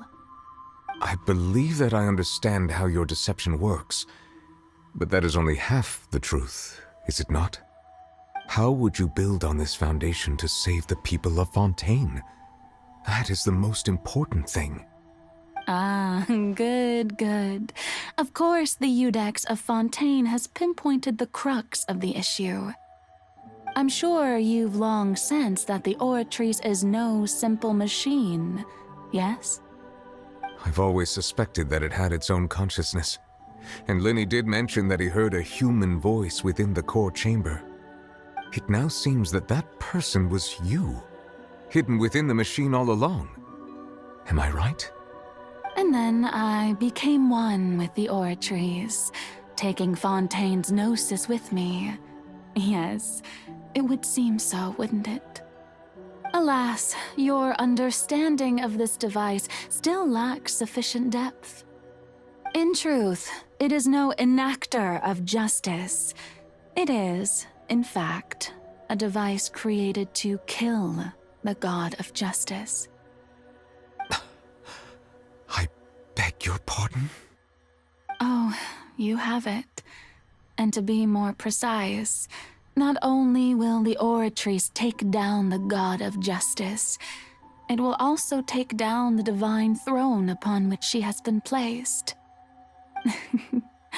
I mean, did you think I would be the sort to enjoy peaceful repose while Farina suffered? My work over these last 500 years has been to constantly accumulate indemnitium within the Oratrice. But really, some have already discovered that only a small fraction of the energy generated by the device was ever used to provide power to Fontaine. The vast majority had to be, accumulated to enact this death sentence. It was all a part of your plan, then? Both the trial and the sentence? Indeed. This power, accrued over 5 centuries, could have sustained Fontainians for millennia had it only been used for that purpose. Almost all of it has now been stored within the Oratrice. But only power of this magnitude could hope to destroy the Hydro Archon's divine throne, shaking the rules established by Celestia and breaking through the institution that is the Seven. So the Oratrice's call for death was for neither Farina nor Focalor, but for the Hydro Archon. The destruction of that divine throne. If I do not misunderstand your intent, you must be... Returning what's rightfully yours to you, of course. In other words, this was all done to return the authority of the Hydro Archon to the Hydro Dragon of this planet. But...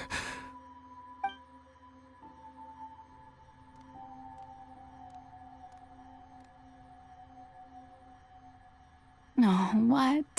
Getting sad again, are we? The authority of the ancient dragons shall soon be yours once more, O Hydro Dragon Sovereign. And this is the face you make. All you've done throughout the years is just so you can sacrifice yourself at the very end. I've never quite seen it that way, you know. Even now, I'm quite pleased at how well my deception worked.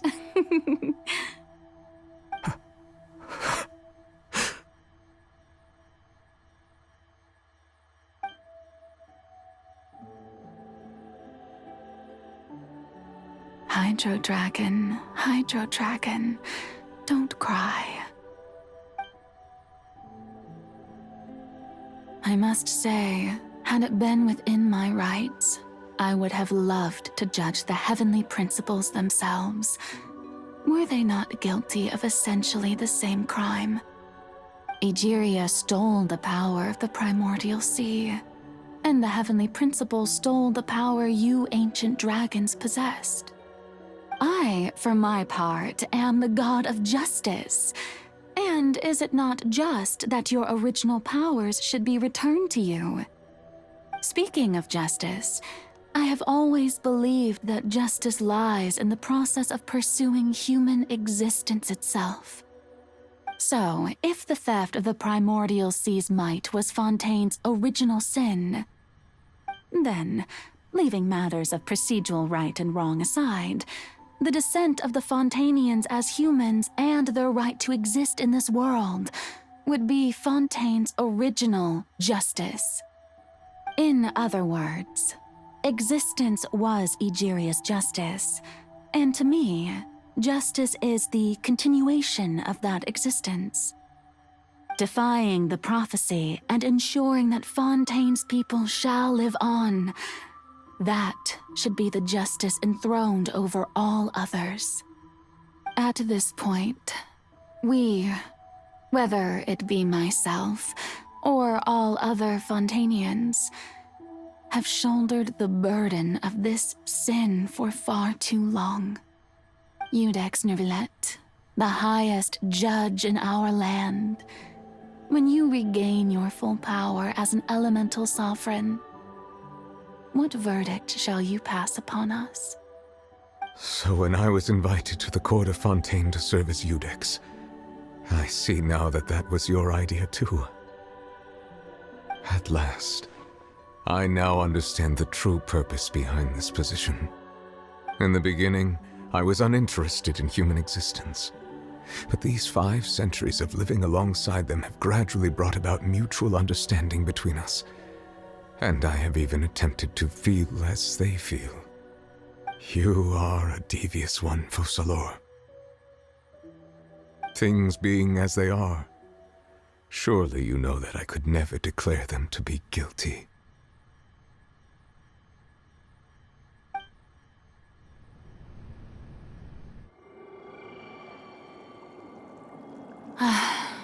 The hour of my execution is almost here. For the sinner, the curtain call has come. I know I may not sound it, but faced with death, I find myself a little afraid. Perhaps this is one thing both gods and humans have in common.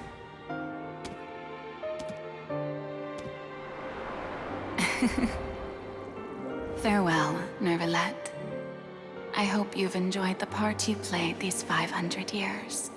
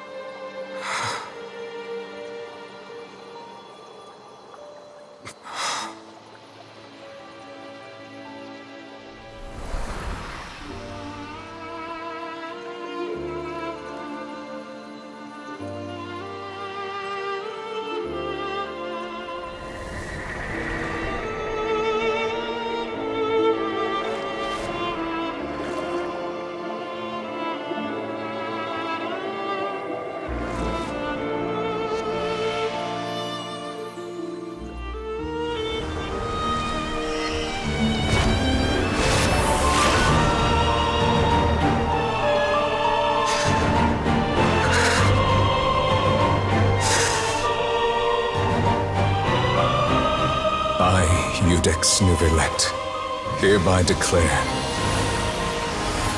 people of Fontaine, your sins are forgiven.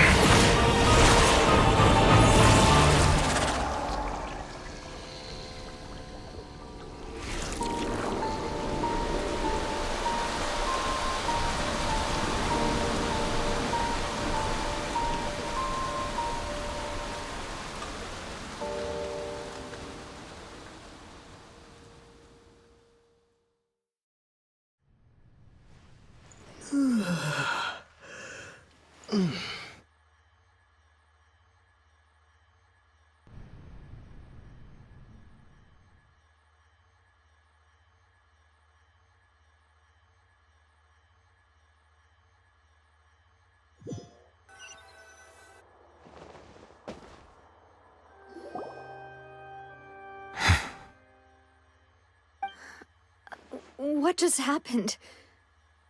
Has the death sentence been carried out? Was that bright light some sort of misdirection? I have a feeling that something huge just happened. But since we're all still alive and haven't been dissolved, I assume whatever happened was good for us. It's time to end this. We must mete out punishment to that beast. But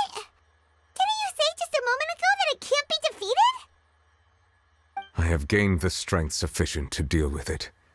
Through certain means, I now have the ability to separate the power of the Primordial Sea from that creature. We should seize the opportunity to pursue our quarry.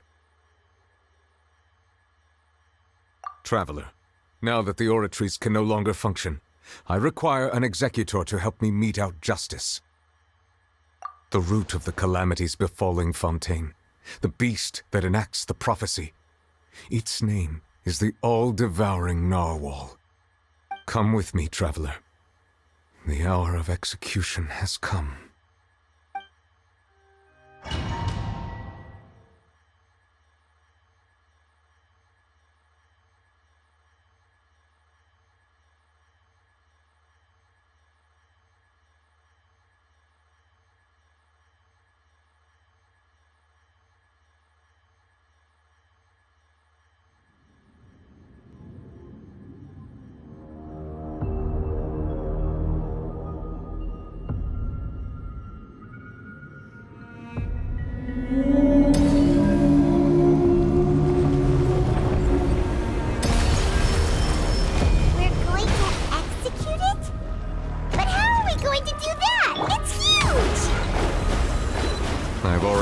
Best to separate the power of the Primordial Sea from the way out. Considering the size of the beast, I cannot reach the power source. Unless we can find a way to attack it from within. I shall share a part of the ancient dragon's power with you. We shall look for an opening together.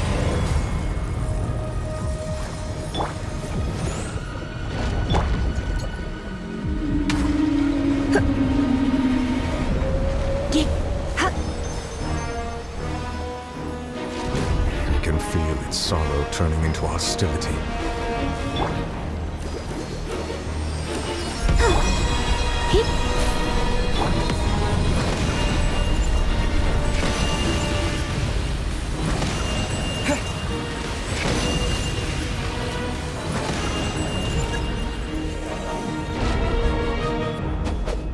Water jet! The all-devouring narwhal cannot resist its instinct to devour. Continue to trigger its hostility. Chance will present itself.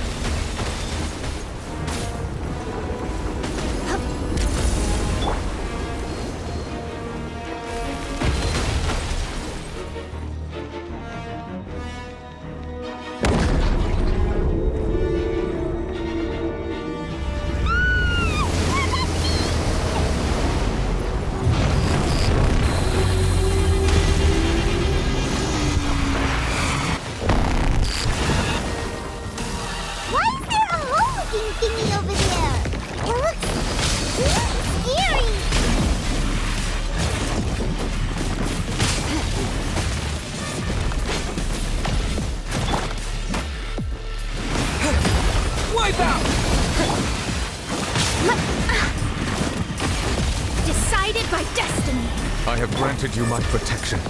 Do not fear. Seize the moment and use my power to suppress its root from within.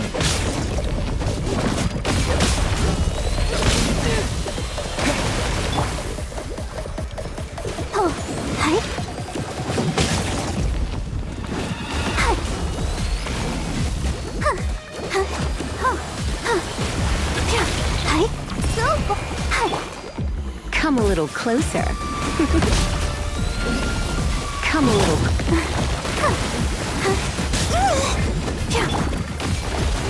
Delve into destiny.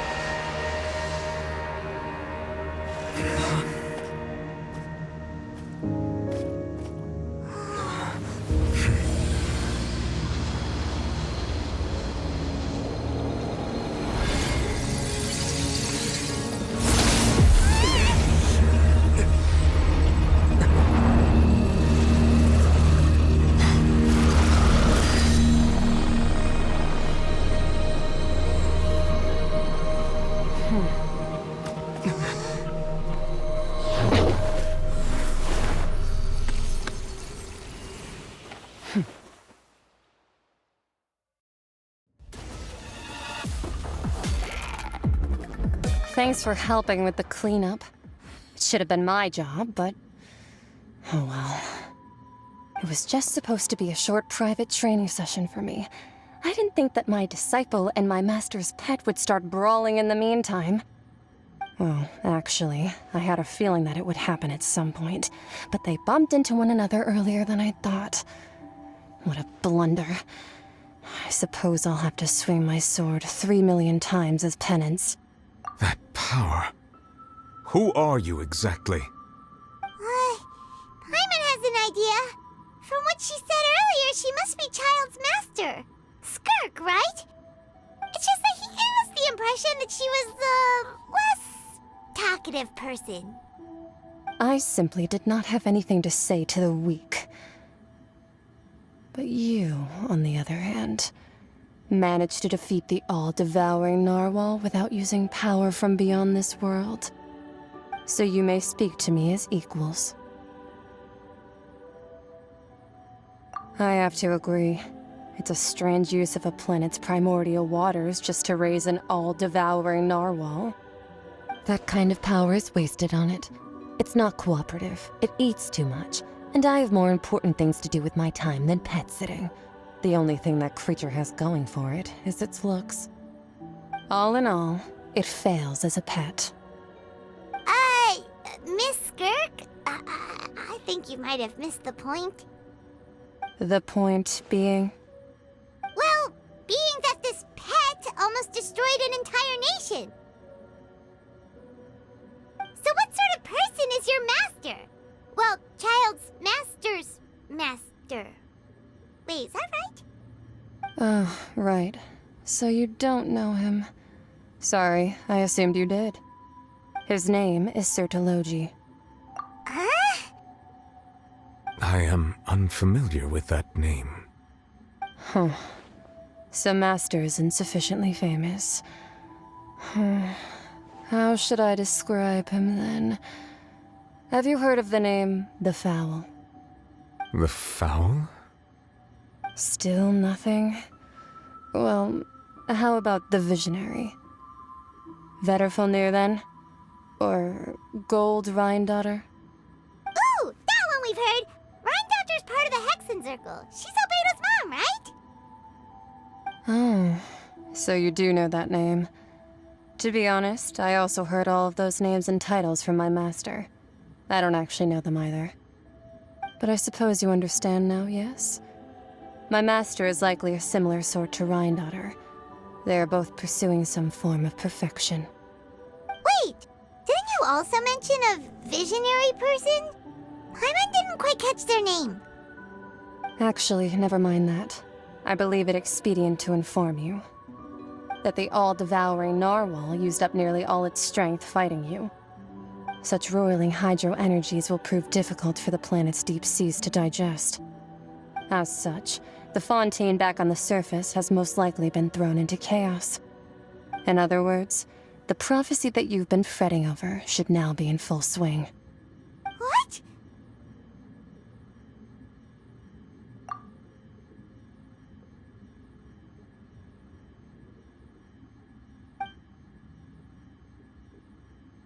Not to worry. Focalor has already managed to deceive the heavenly principles.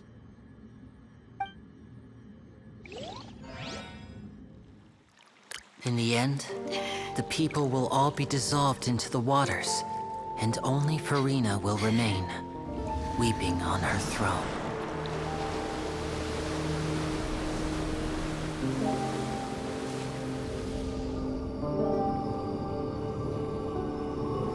Only then will the sins of the people of Fontaine be washed away.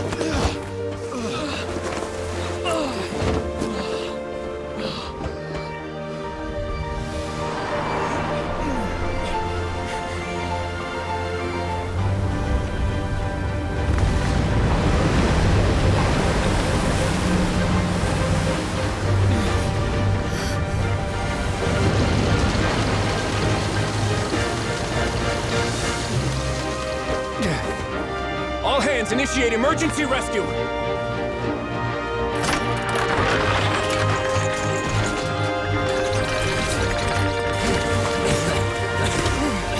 Hurry!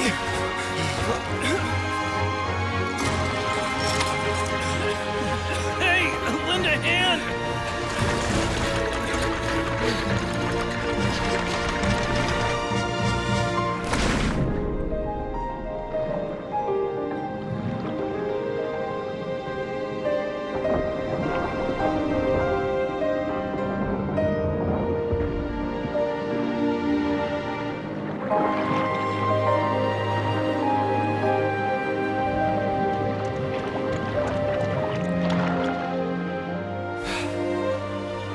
Look!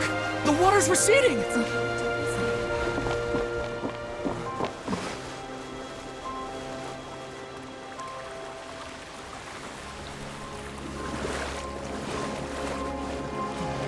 It's a miracle! Water's receding. We didn't dissolve. The prophecy was wrong. The prophecy was wrong.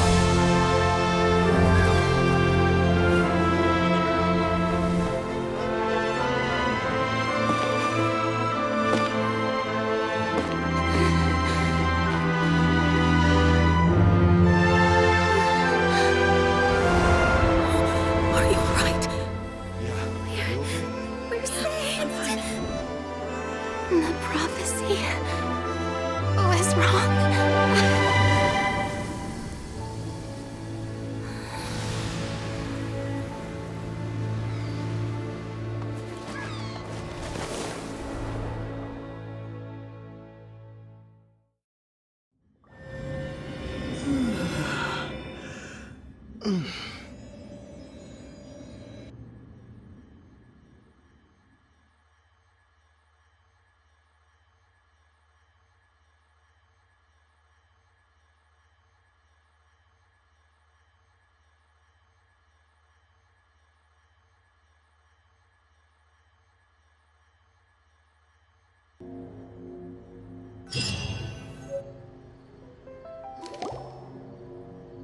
The Soul Renewed!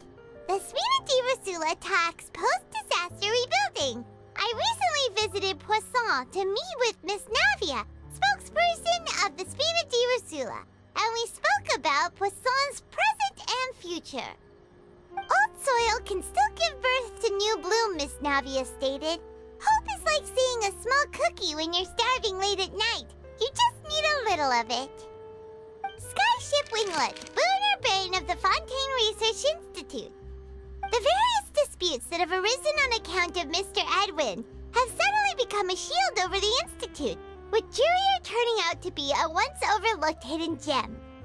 People always call the first researcher mad, but few know what to call the second. And should that latter person achieve a miracle, they would find it all the harder to find a word with which to classify him and his team. Wow! Paimon barely recognizes the people in the reports. Are those really Jurier and Navia? They sound like real big shots.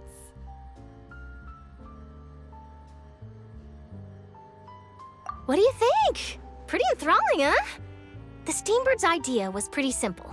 With the disaster just having passed, we would print a free edition packed to the margins with good news to calm people down. The value for these big scoops lies in their inevitable follow-ups. We'll publish further reports and go into the stories behind those people. Edwin's assistant, Jurier, created a true flying ship, while Navia is leading people in the reconstruction of their home. I'm sure that these stories could draw even your well-traveled eye.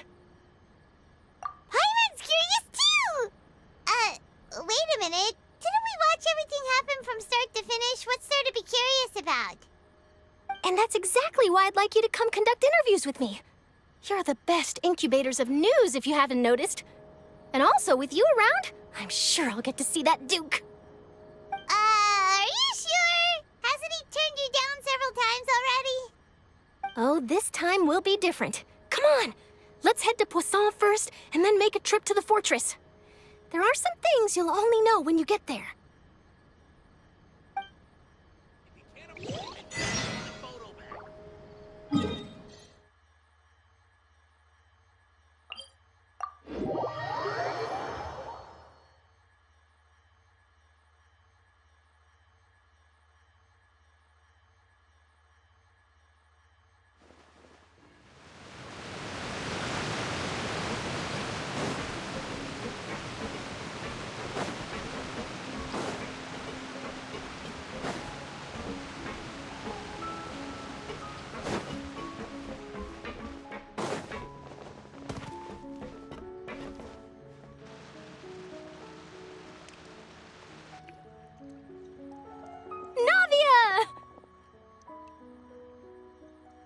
Oh, it's you.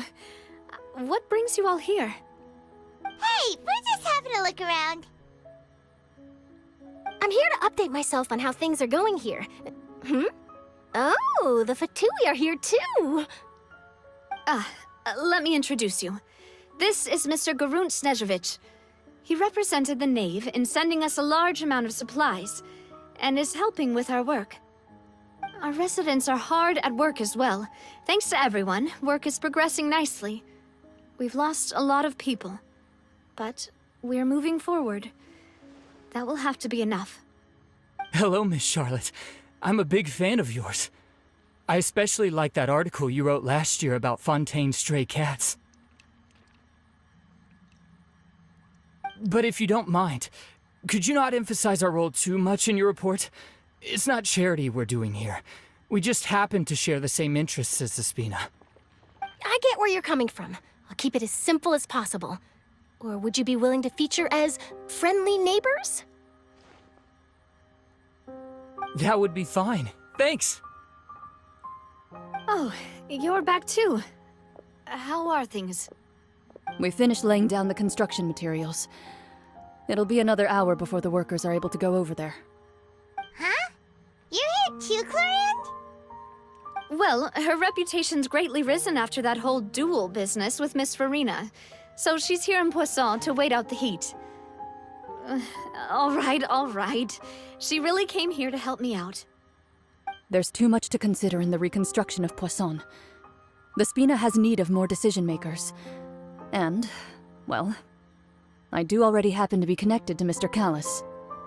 Oh, wait just a moment. Do you mind me asking a few questions? You know, about how you felt before the duel, about what it was like facing down a god. There's lots of exciting material there, I bet. Forget it. I'm sure you can find a better theme than that, Miss Charlotte. I see you're the same as always. Couldn't you do me a favor, for Navia's sake? Well, if we're talking about doing things for my sake, you might as well just take a few more photos of me. Or of the Traveler. It's better than wasting time persuading Clorinde, at any rate. Of course I will. I'm not gonna let him off that easy. All right, then everyone who wants to be in the photo, gather up. And smile.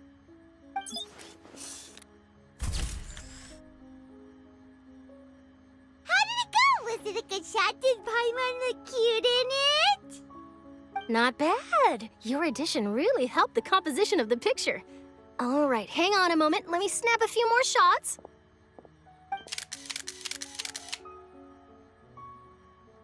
All right, that should do it. I'll be back here later anyway, so let's call it a day. You're very quick. Speed is of the essence when it comes to the news, and freshness is the key. Also, not to brag, but I'm pretty good at building connections. Who knows? I might eventually get that interview with you after all, Miss Clorinde. Wow, you really do have that never say die spirit. I'm impressed. I'll hazard a guess that this is how you got that interview at the Fortress of Meripede. Whoa, you're well informed. Let me make a guess too. I asked Sijuin, who told Monsieur Nervillet, and he told you, right? That's a very complete information chain. In truth, all Monsieur Neuvillette asked me was, when did the fortress become so friendly towards the media? I told him that it was best not to speak too soon. There's no guarantee that Ridsley will make a personal appearance. You're right. I've got to treasure every moment I have with them. In which case, I'll be making a move first. Stay safe now. And tell me if you hear anything interesting. I'll treat you to afternoon tea in exchange.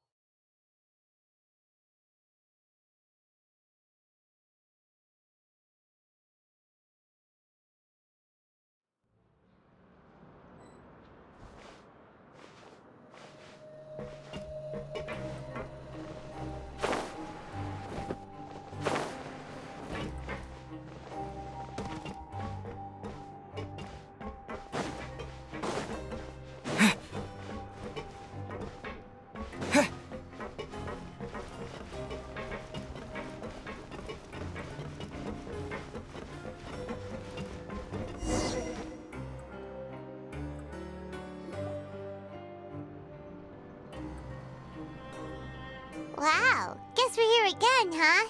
There's a real nostalgic feeling to this place. Looks like you've been missing us.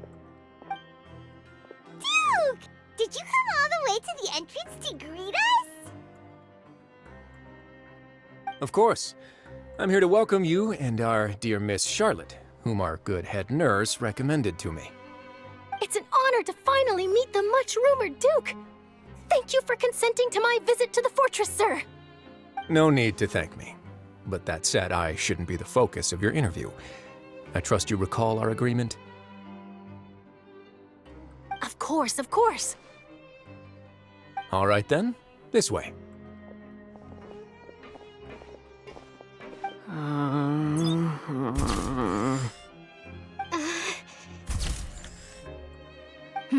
Hey, no need to be so nervous. I've already taken all the photos we need. Miss Charlotte, do these pictures really need to be published on the cover of the Steambird? It would seem that Miss Lorvine doesn't want her face to appear beside that of Mr. Jurier, hmm? Sir, please don't say things like that. But it looks like dear Mr. Jurier denies it. Might this interview be very important to you, then? No, I just... This is my first time being interviewed, and I'm very thankful to the Steambird for... Now, I might not look it, but I actually did meet Mr. Edwin once. And I'll be honest, I enjoyed chatting with you more. You've definitely got more of that genius vibe going on. The boat that brought about a miracle, the ark that saved the people. Why, you recreated a myth back there, like an emissary of legend. Still, if I might ask, where's that flying ship now? Huh! Looks like Charlotte's trying to get herself another exclusive scoop. I have to apologize, but that ship is presently in the bowels of our factory. I'm afraid it won't be easy for you to get a shot of it. Really? Well, then in that case, could I have an interview with you to make up for that loss?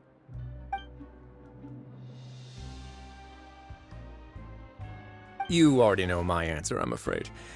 Best you interview our head nurse instead.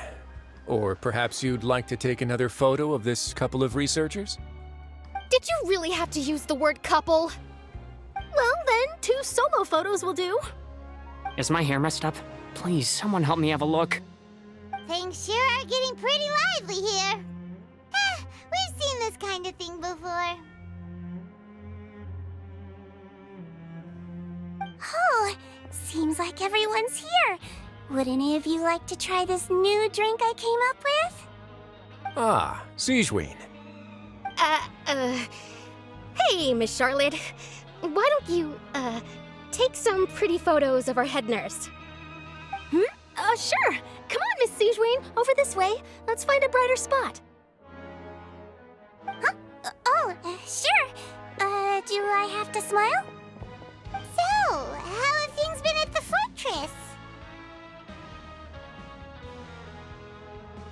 Same old, as you can see. Fontaine's undergone some changes, but this place is still more or less the same.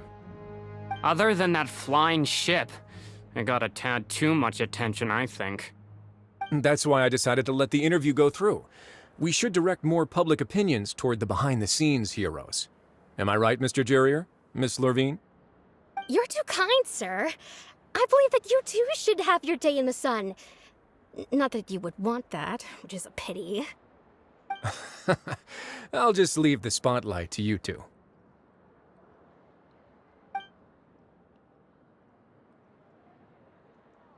I see. Lots of things happened that day, huh? Anyway, regarding that Harbinger, I'm not sure you remember, but his 3 young followers are still waiting for his return. He sure did win them over, huh? I'll tell them that there's good news and bad news. The good being that their boss seems fine, and the bad being that they must face extended sentences for abetting his escape.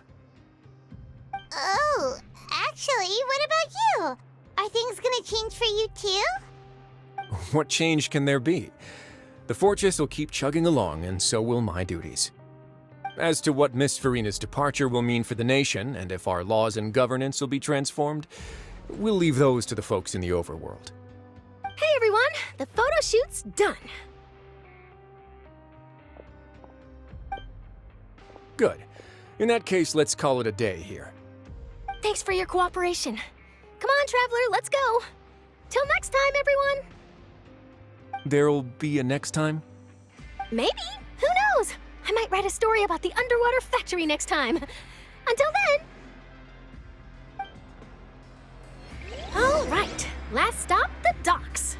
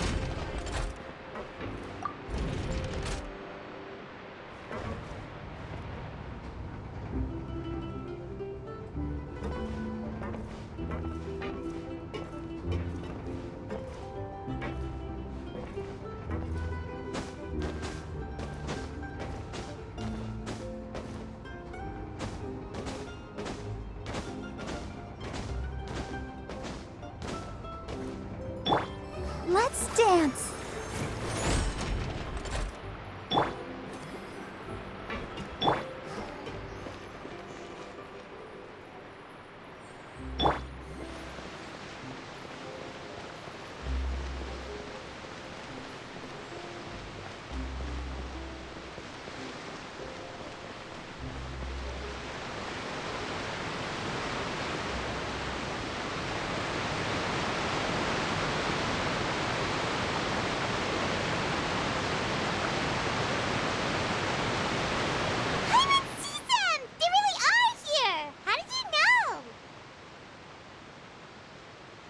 Navia mentioned that she stayed in touch with Linny and the others after working together.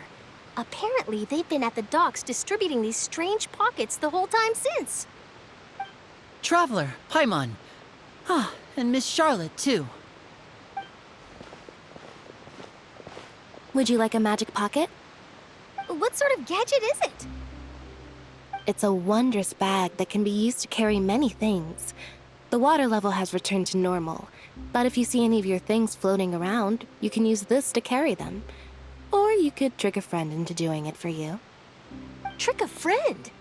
I wonder which of my friends would fall for that.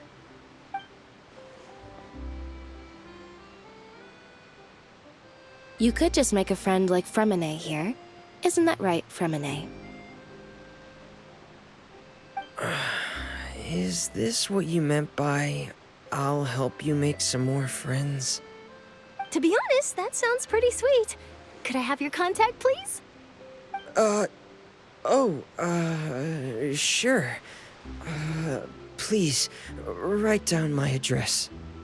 Lynette sure is working hard to help Fremine socialize. He was the one who proposed doing this. He even wants to assist in our magic shows. Yes, I was planning to first introduce Pear as an assistant, and later Fremine himself. In the future, I think we can leave underwater escape magic to him too. That said, would anyone want to see a diver escape underwater? Oh, it'll work out. Every journey begins with the first step. He'll become a part of our show eventually. Lynette, could you come over? Miss Charlotte says she wants to take a picture of us. Got it. My, that Charlotte is rather perceptive.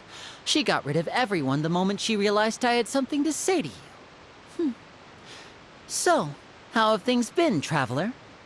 Father says that you did a great deal during the latest events.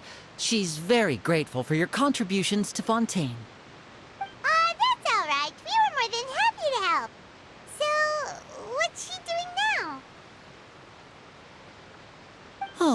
I guess you haven't heard. Well, after Lady Farina left, Father and Monsieur Neuvillette opened negotiations, during which he gave Fontaine's gnosis to her as a diplomatic gift. A diplomatic gift? A gnosis? Yes, I was quite surprised at first myself. But when I thought it over, there were actually a number of things going for it. It could have been done as an apology for the incident with Lord Child, or as thanks for his help in tying the all-devouring narwhal down. Furthermore, Father did also lend significant aid to Fontaine and Poisson. Well, that's true, but this is a gnosis we're talking about. Doesn't this seem a bit irresponsible? I would agree, but I've also heard that it seems that Monsieur Neuvillette has had a significant change of heart regarding the matter. So there's some reason for this that only Neuvillette knows about? I suspect you'll have to ask him about that yourself. Ah, yes, speaking of which, I did see him strolling around the entrance to the Fortress of Meripede a while back. Isn't he real busy and stuff? Paimon didn't think he'd have the time for that. But back to the topic. The gnosis was given to the knave, right? What about Child? They say that he's returned to Snezhnaya to recover from his wounds. I hear that the recent disaster really did a number on his health. That's true. When you think about it, we've had loads of run-ins with the Fatui. To think we'd be allied with them this time. So shocked by such a simple switching of sides?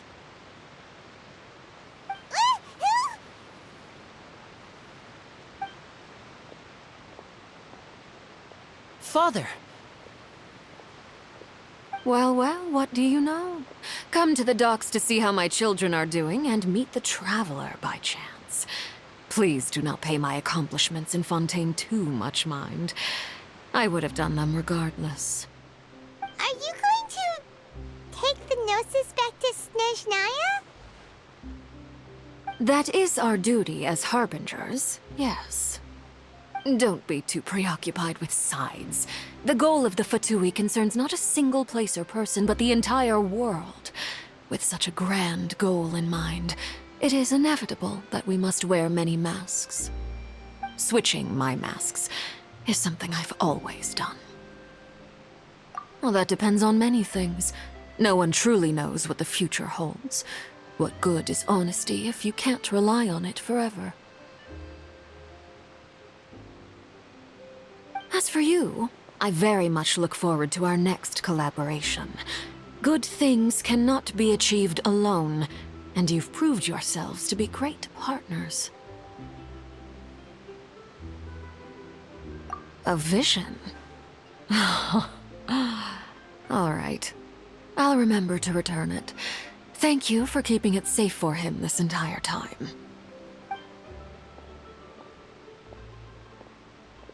And that's a wrap for me. Huh? You're... Greetings, Miss Journalist.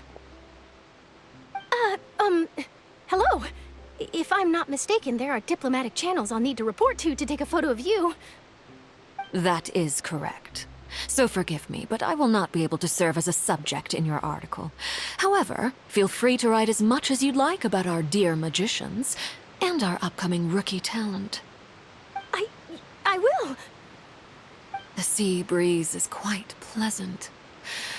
I shall continue my walk while the weather remains so agreeable. Farewell. Farewell, Father. Oh, she has such an intimidating presence. I didn't even dare to take a picture. Thankfully, I've already wrapped up all my pre-scheduled interviews. Thank you all. This'll be more than enough for me to write about, I'm sure. Don't be too nervous. Why don't you take a magic pocket before you go? Here, Traveler, Paimon, you take one too. To move things about? That's right. Funny. I was giving out magic pockets when we first met too. And what do you know? I'm doing the exact same thing right now. So many things have happened, but the pockets are still the pockets. I guess this must be life. We will all follow our own paths, and serendipity will lead you to your fated friends. All right then. We'll be handing out pockets in some other districts later, so we'll get going now. Have a good day, you two.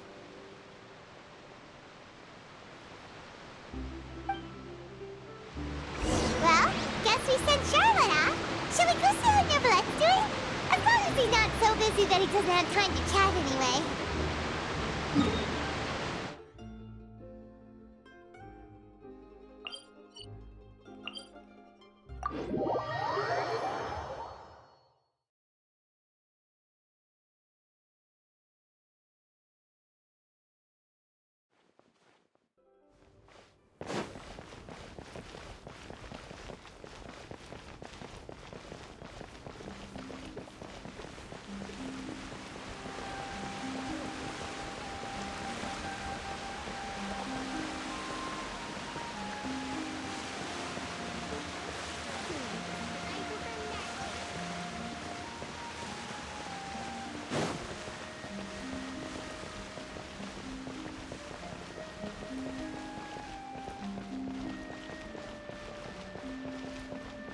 The entrance to the fortress!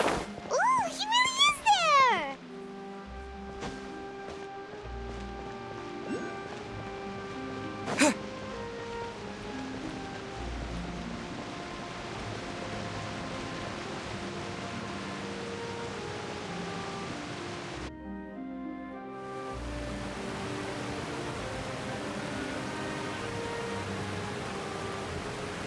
So, you really are here, Neverlette!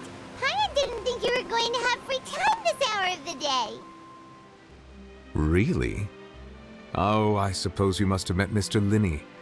He took the time to greet me earlier when he passed this way. In any case, you came at a good time. I was just considering reaching out to you to set up a meeting, so I may explain some things that I haven't had the time to before. Aw, Paimon's glad that you remembered. Thank you for keeping us on your mind, what with you being busy and all. Alright, let's have it then. How was Fontaine actually saved? The whole business is still quite the mystery to us.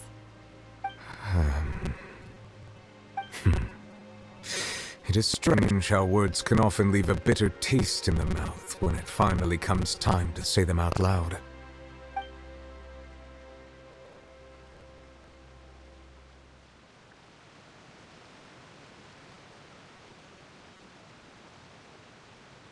Whoa. So that's what happened? Focalord destroyed the divine throne of the Hydro Archon and restored your power to you, transforming you into a fully fledged elemental Dren sovereign. But Paimon still doesn't quite get what you did to save the Fontainians from dissolving. For me, the authority of the ancient dragons refers to absolute control over the hydro element. Fontainians were incomplete humans born of Egeria's use of the power of the primordial sea, with constitutions similar to that of mimics. But so long as those primordial energies remain within them, I could use the ancient dragon's authority to grant them true blood, after the fashion in which life was first brought into being on this planet.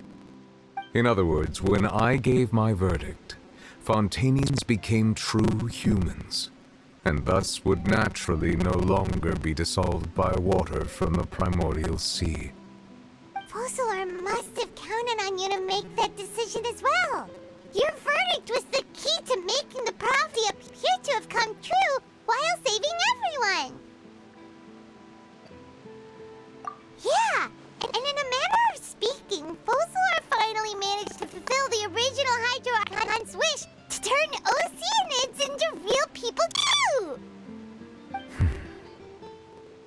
It seems from your expressions that you still have more things you wish to ask. Ask away. I will tell you the truth as I know it. I have investigated his case along many avenues, and I have learned that he once fell into an unknown chasm when he was young. There, by chance, he awakened the all-devouring narwhal. But whether it be by sentiment or reason, that should not have been enough to consider him the root cause of the disaster. At most, he would have had tangential liability. As for the judgment passed by the oratrice during the trial, whether it was due to that liability by association or Focalors deliberately using him to buy time for us on the assumption that he would be able to hold the creature off, I cannot say. Guess Focalors had Fontainians in mind the whole time. In the end, it was thanks to her that they finally became real humans. Hang on a second. Paimon suddenly got another question. Back when Fontainians hadn't yet become real humans, were the children they had also transformed Oceanids? Life has always flowed like water. Do you recall how Fontainians would often come to the Fountain of Lucine to pray for children? Yeah, Lynette said the fountain is where all the waters in Fontaine converge. In truth, even those couples did not know that such prayers were no mere custom, but instead a form of ritual. Those Oceanids who were blessed within the spring water would later descend as new humans in the coming months. Paimon sorta gets it now. Either way, it seems like this ritual won't be of any further use, but it'll probably live on as a local custom. Ask away. I will tell you the truth as I know it. Yeah, about that. Risley said Farina's already left. What's that all about? Ah, Lady Farina. The people are only aware that her death sentence has not been carried out. She abdicated the post of Hydro Archon and left affairs related to that title to me, before leaving the Opera House. I related Focalors' words to her faithfully and completely. After hearing them, she seemed neither saddened nor comforted. She simply said that she was tired and needed to rest. Having said that, she then packed her things and moved out of the Opera House, not unlike how an ordinary person might. But she's still got a place to stay, right? You need not worry. I will make arrangements to ensure that she will not want for food, clothing, board, or travel. In truth, I am somewhat happy for her. The wear and tear on her spirit will, of course, take time to heal. But now that she no longer has to play the role of Focalors the Hydro Archon, she can finally lay down her burdens and lead a normal life. What about you then? What are your plans now that you've regained your full powers as the Hydro Dragon?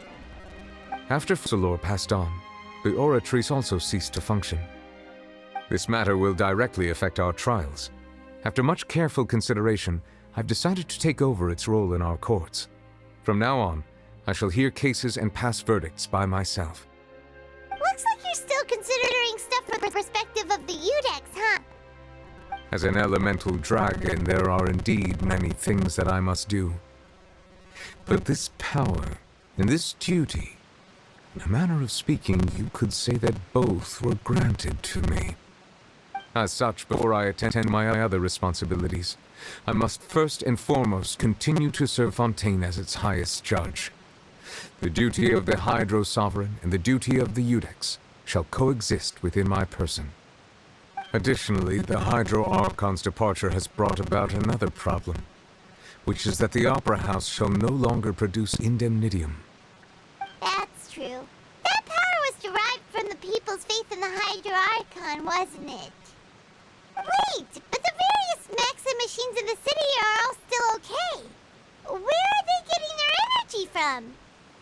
As I am now, I have full command over New Musia, and it can serve as a complete substitute. Another reason why I cannot quite leave Fontaine immediately. Wow. This ancient dragon's authority stuff is really quite useful, huh? Ask away. I will tell you the truth as I know it. You will soon be heading to Natlan, I presume. I'm afraid that I have little talent as a travel guide, so all I can do is tell you what I know about that land. As far as I'm aware, Natlan can be said to be a nation of dragons. A nation of dragons? You mean like you? No, I suspect that I would not find myself welcome there. Unlike ancient dragons such as myself, the dragons of Natlan have undergone long years of development and evolution. Large numbers of them have entered a form of coexistence with humanity. Natlan is also the nation of war. War ravages those lands like an undying flame. There is one other piece of information I got incidentally from my negotiations with the Knave that I believe may be useful to you. The Harbinger known as the Captain has thrown his hat into the endless ring of war. The Captain. Sounds like a real tough customer. Seriously, everywhere you look, there's a Fatui Harbinger doing their thing. I suggest that you fully prepare yourself before going to Natlan. In the meantime, Fontaine's doors will always be open to you. Ask away. I will tell you the truth as I know it. Hang on a sec. Pun still got a question about the Gnosis. When we spoke to Linny earlier, he mentioned that your attitude toward giving away the Gnosis had clearly changed. We guessed that there might be some reason for it that only you were aware of. No wonder the House of the Hearth is the Fatui's intelligence division. They are certainly sharp. So regarding this specific issue, I was just getting ready to share something with you. What is it? In truth, I exchanged some further words with that lady named Skirk after sending you two back to the surface. It went something like this.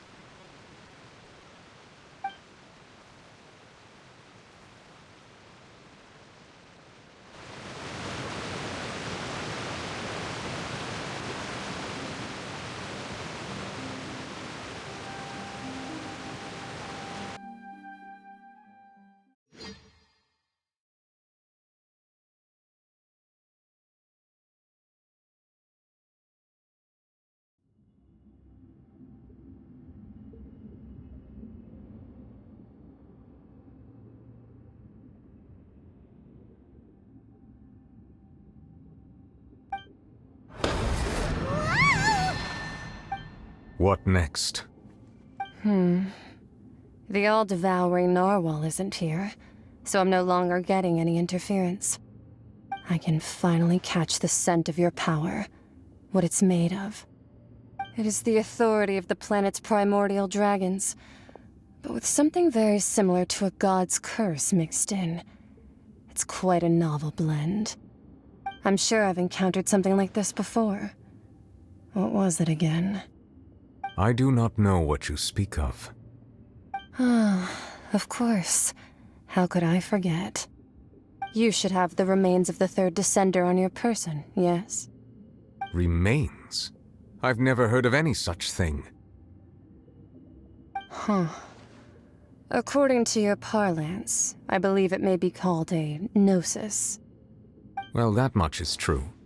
After Focalor's divinity faded, she handed her gnosis to me. But I fear I have never heard of it described in the manner that you just did. I've been training with my master, the Foul, ever since I was young, and I have never returned to the surface since. So most of the information I possess, I got from him. It is only natural for those who are greater than humanity to possess a different sort of common sense, which is why there are so many problems in our attempts to communicate with humans.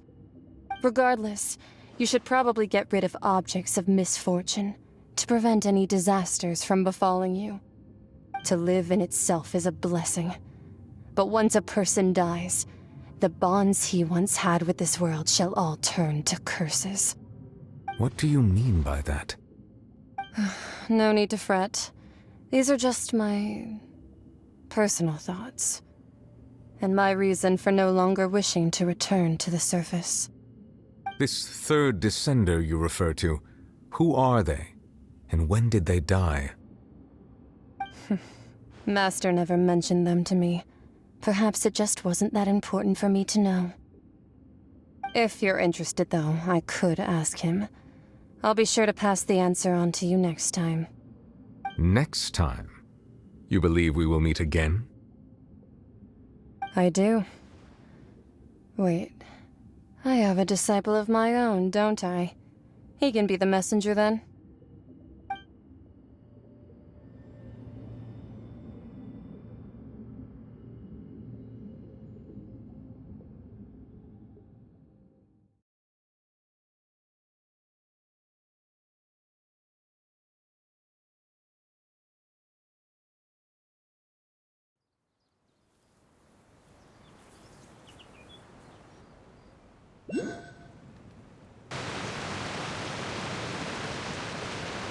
That's what she told me. Whether it would prove useful or not, I wanted to pass that information on to you. The remains of the third descender? So that's what the Gnosis actually are. Paimon just thought they looked like chess pieces. How could they be a person's remains? All the same, assuming that there was no misunderstanding or special metaphor at play, that is what she meant to say. And she said that it would bring misfortune and that you should check it, which is why you gave it to the Fatui. If she speaks the truth, then I would simply be putting Fontaine at unnecessary risk by keeping it here.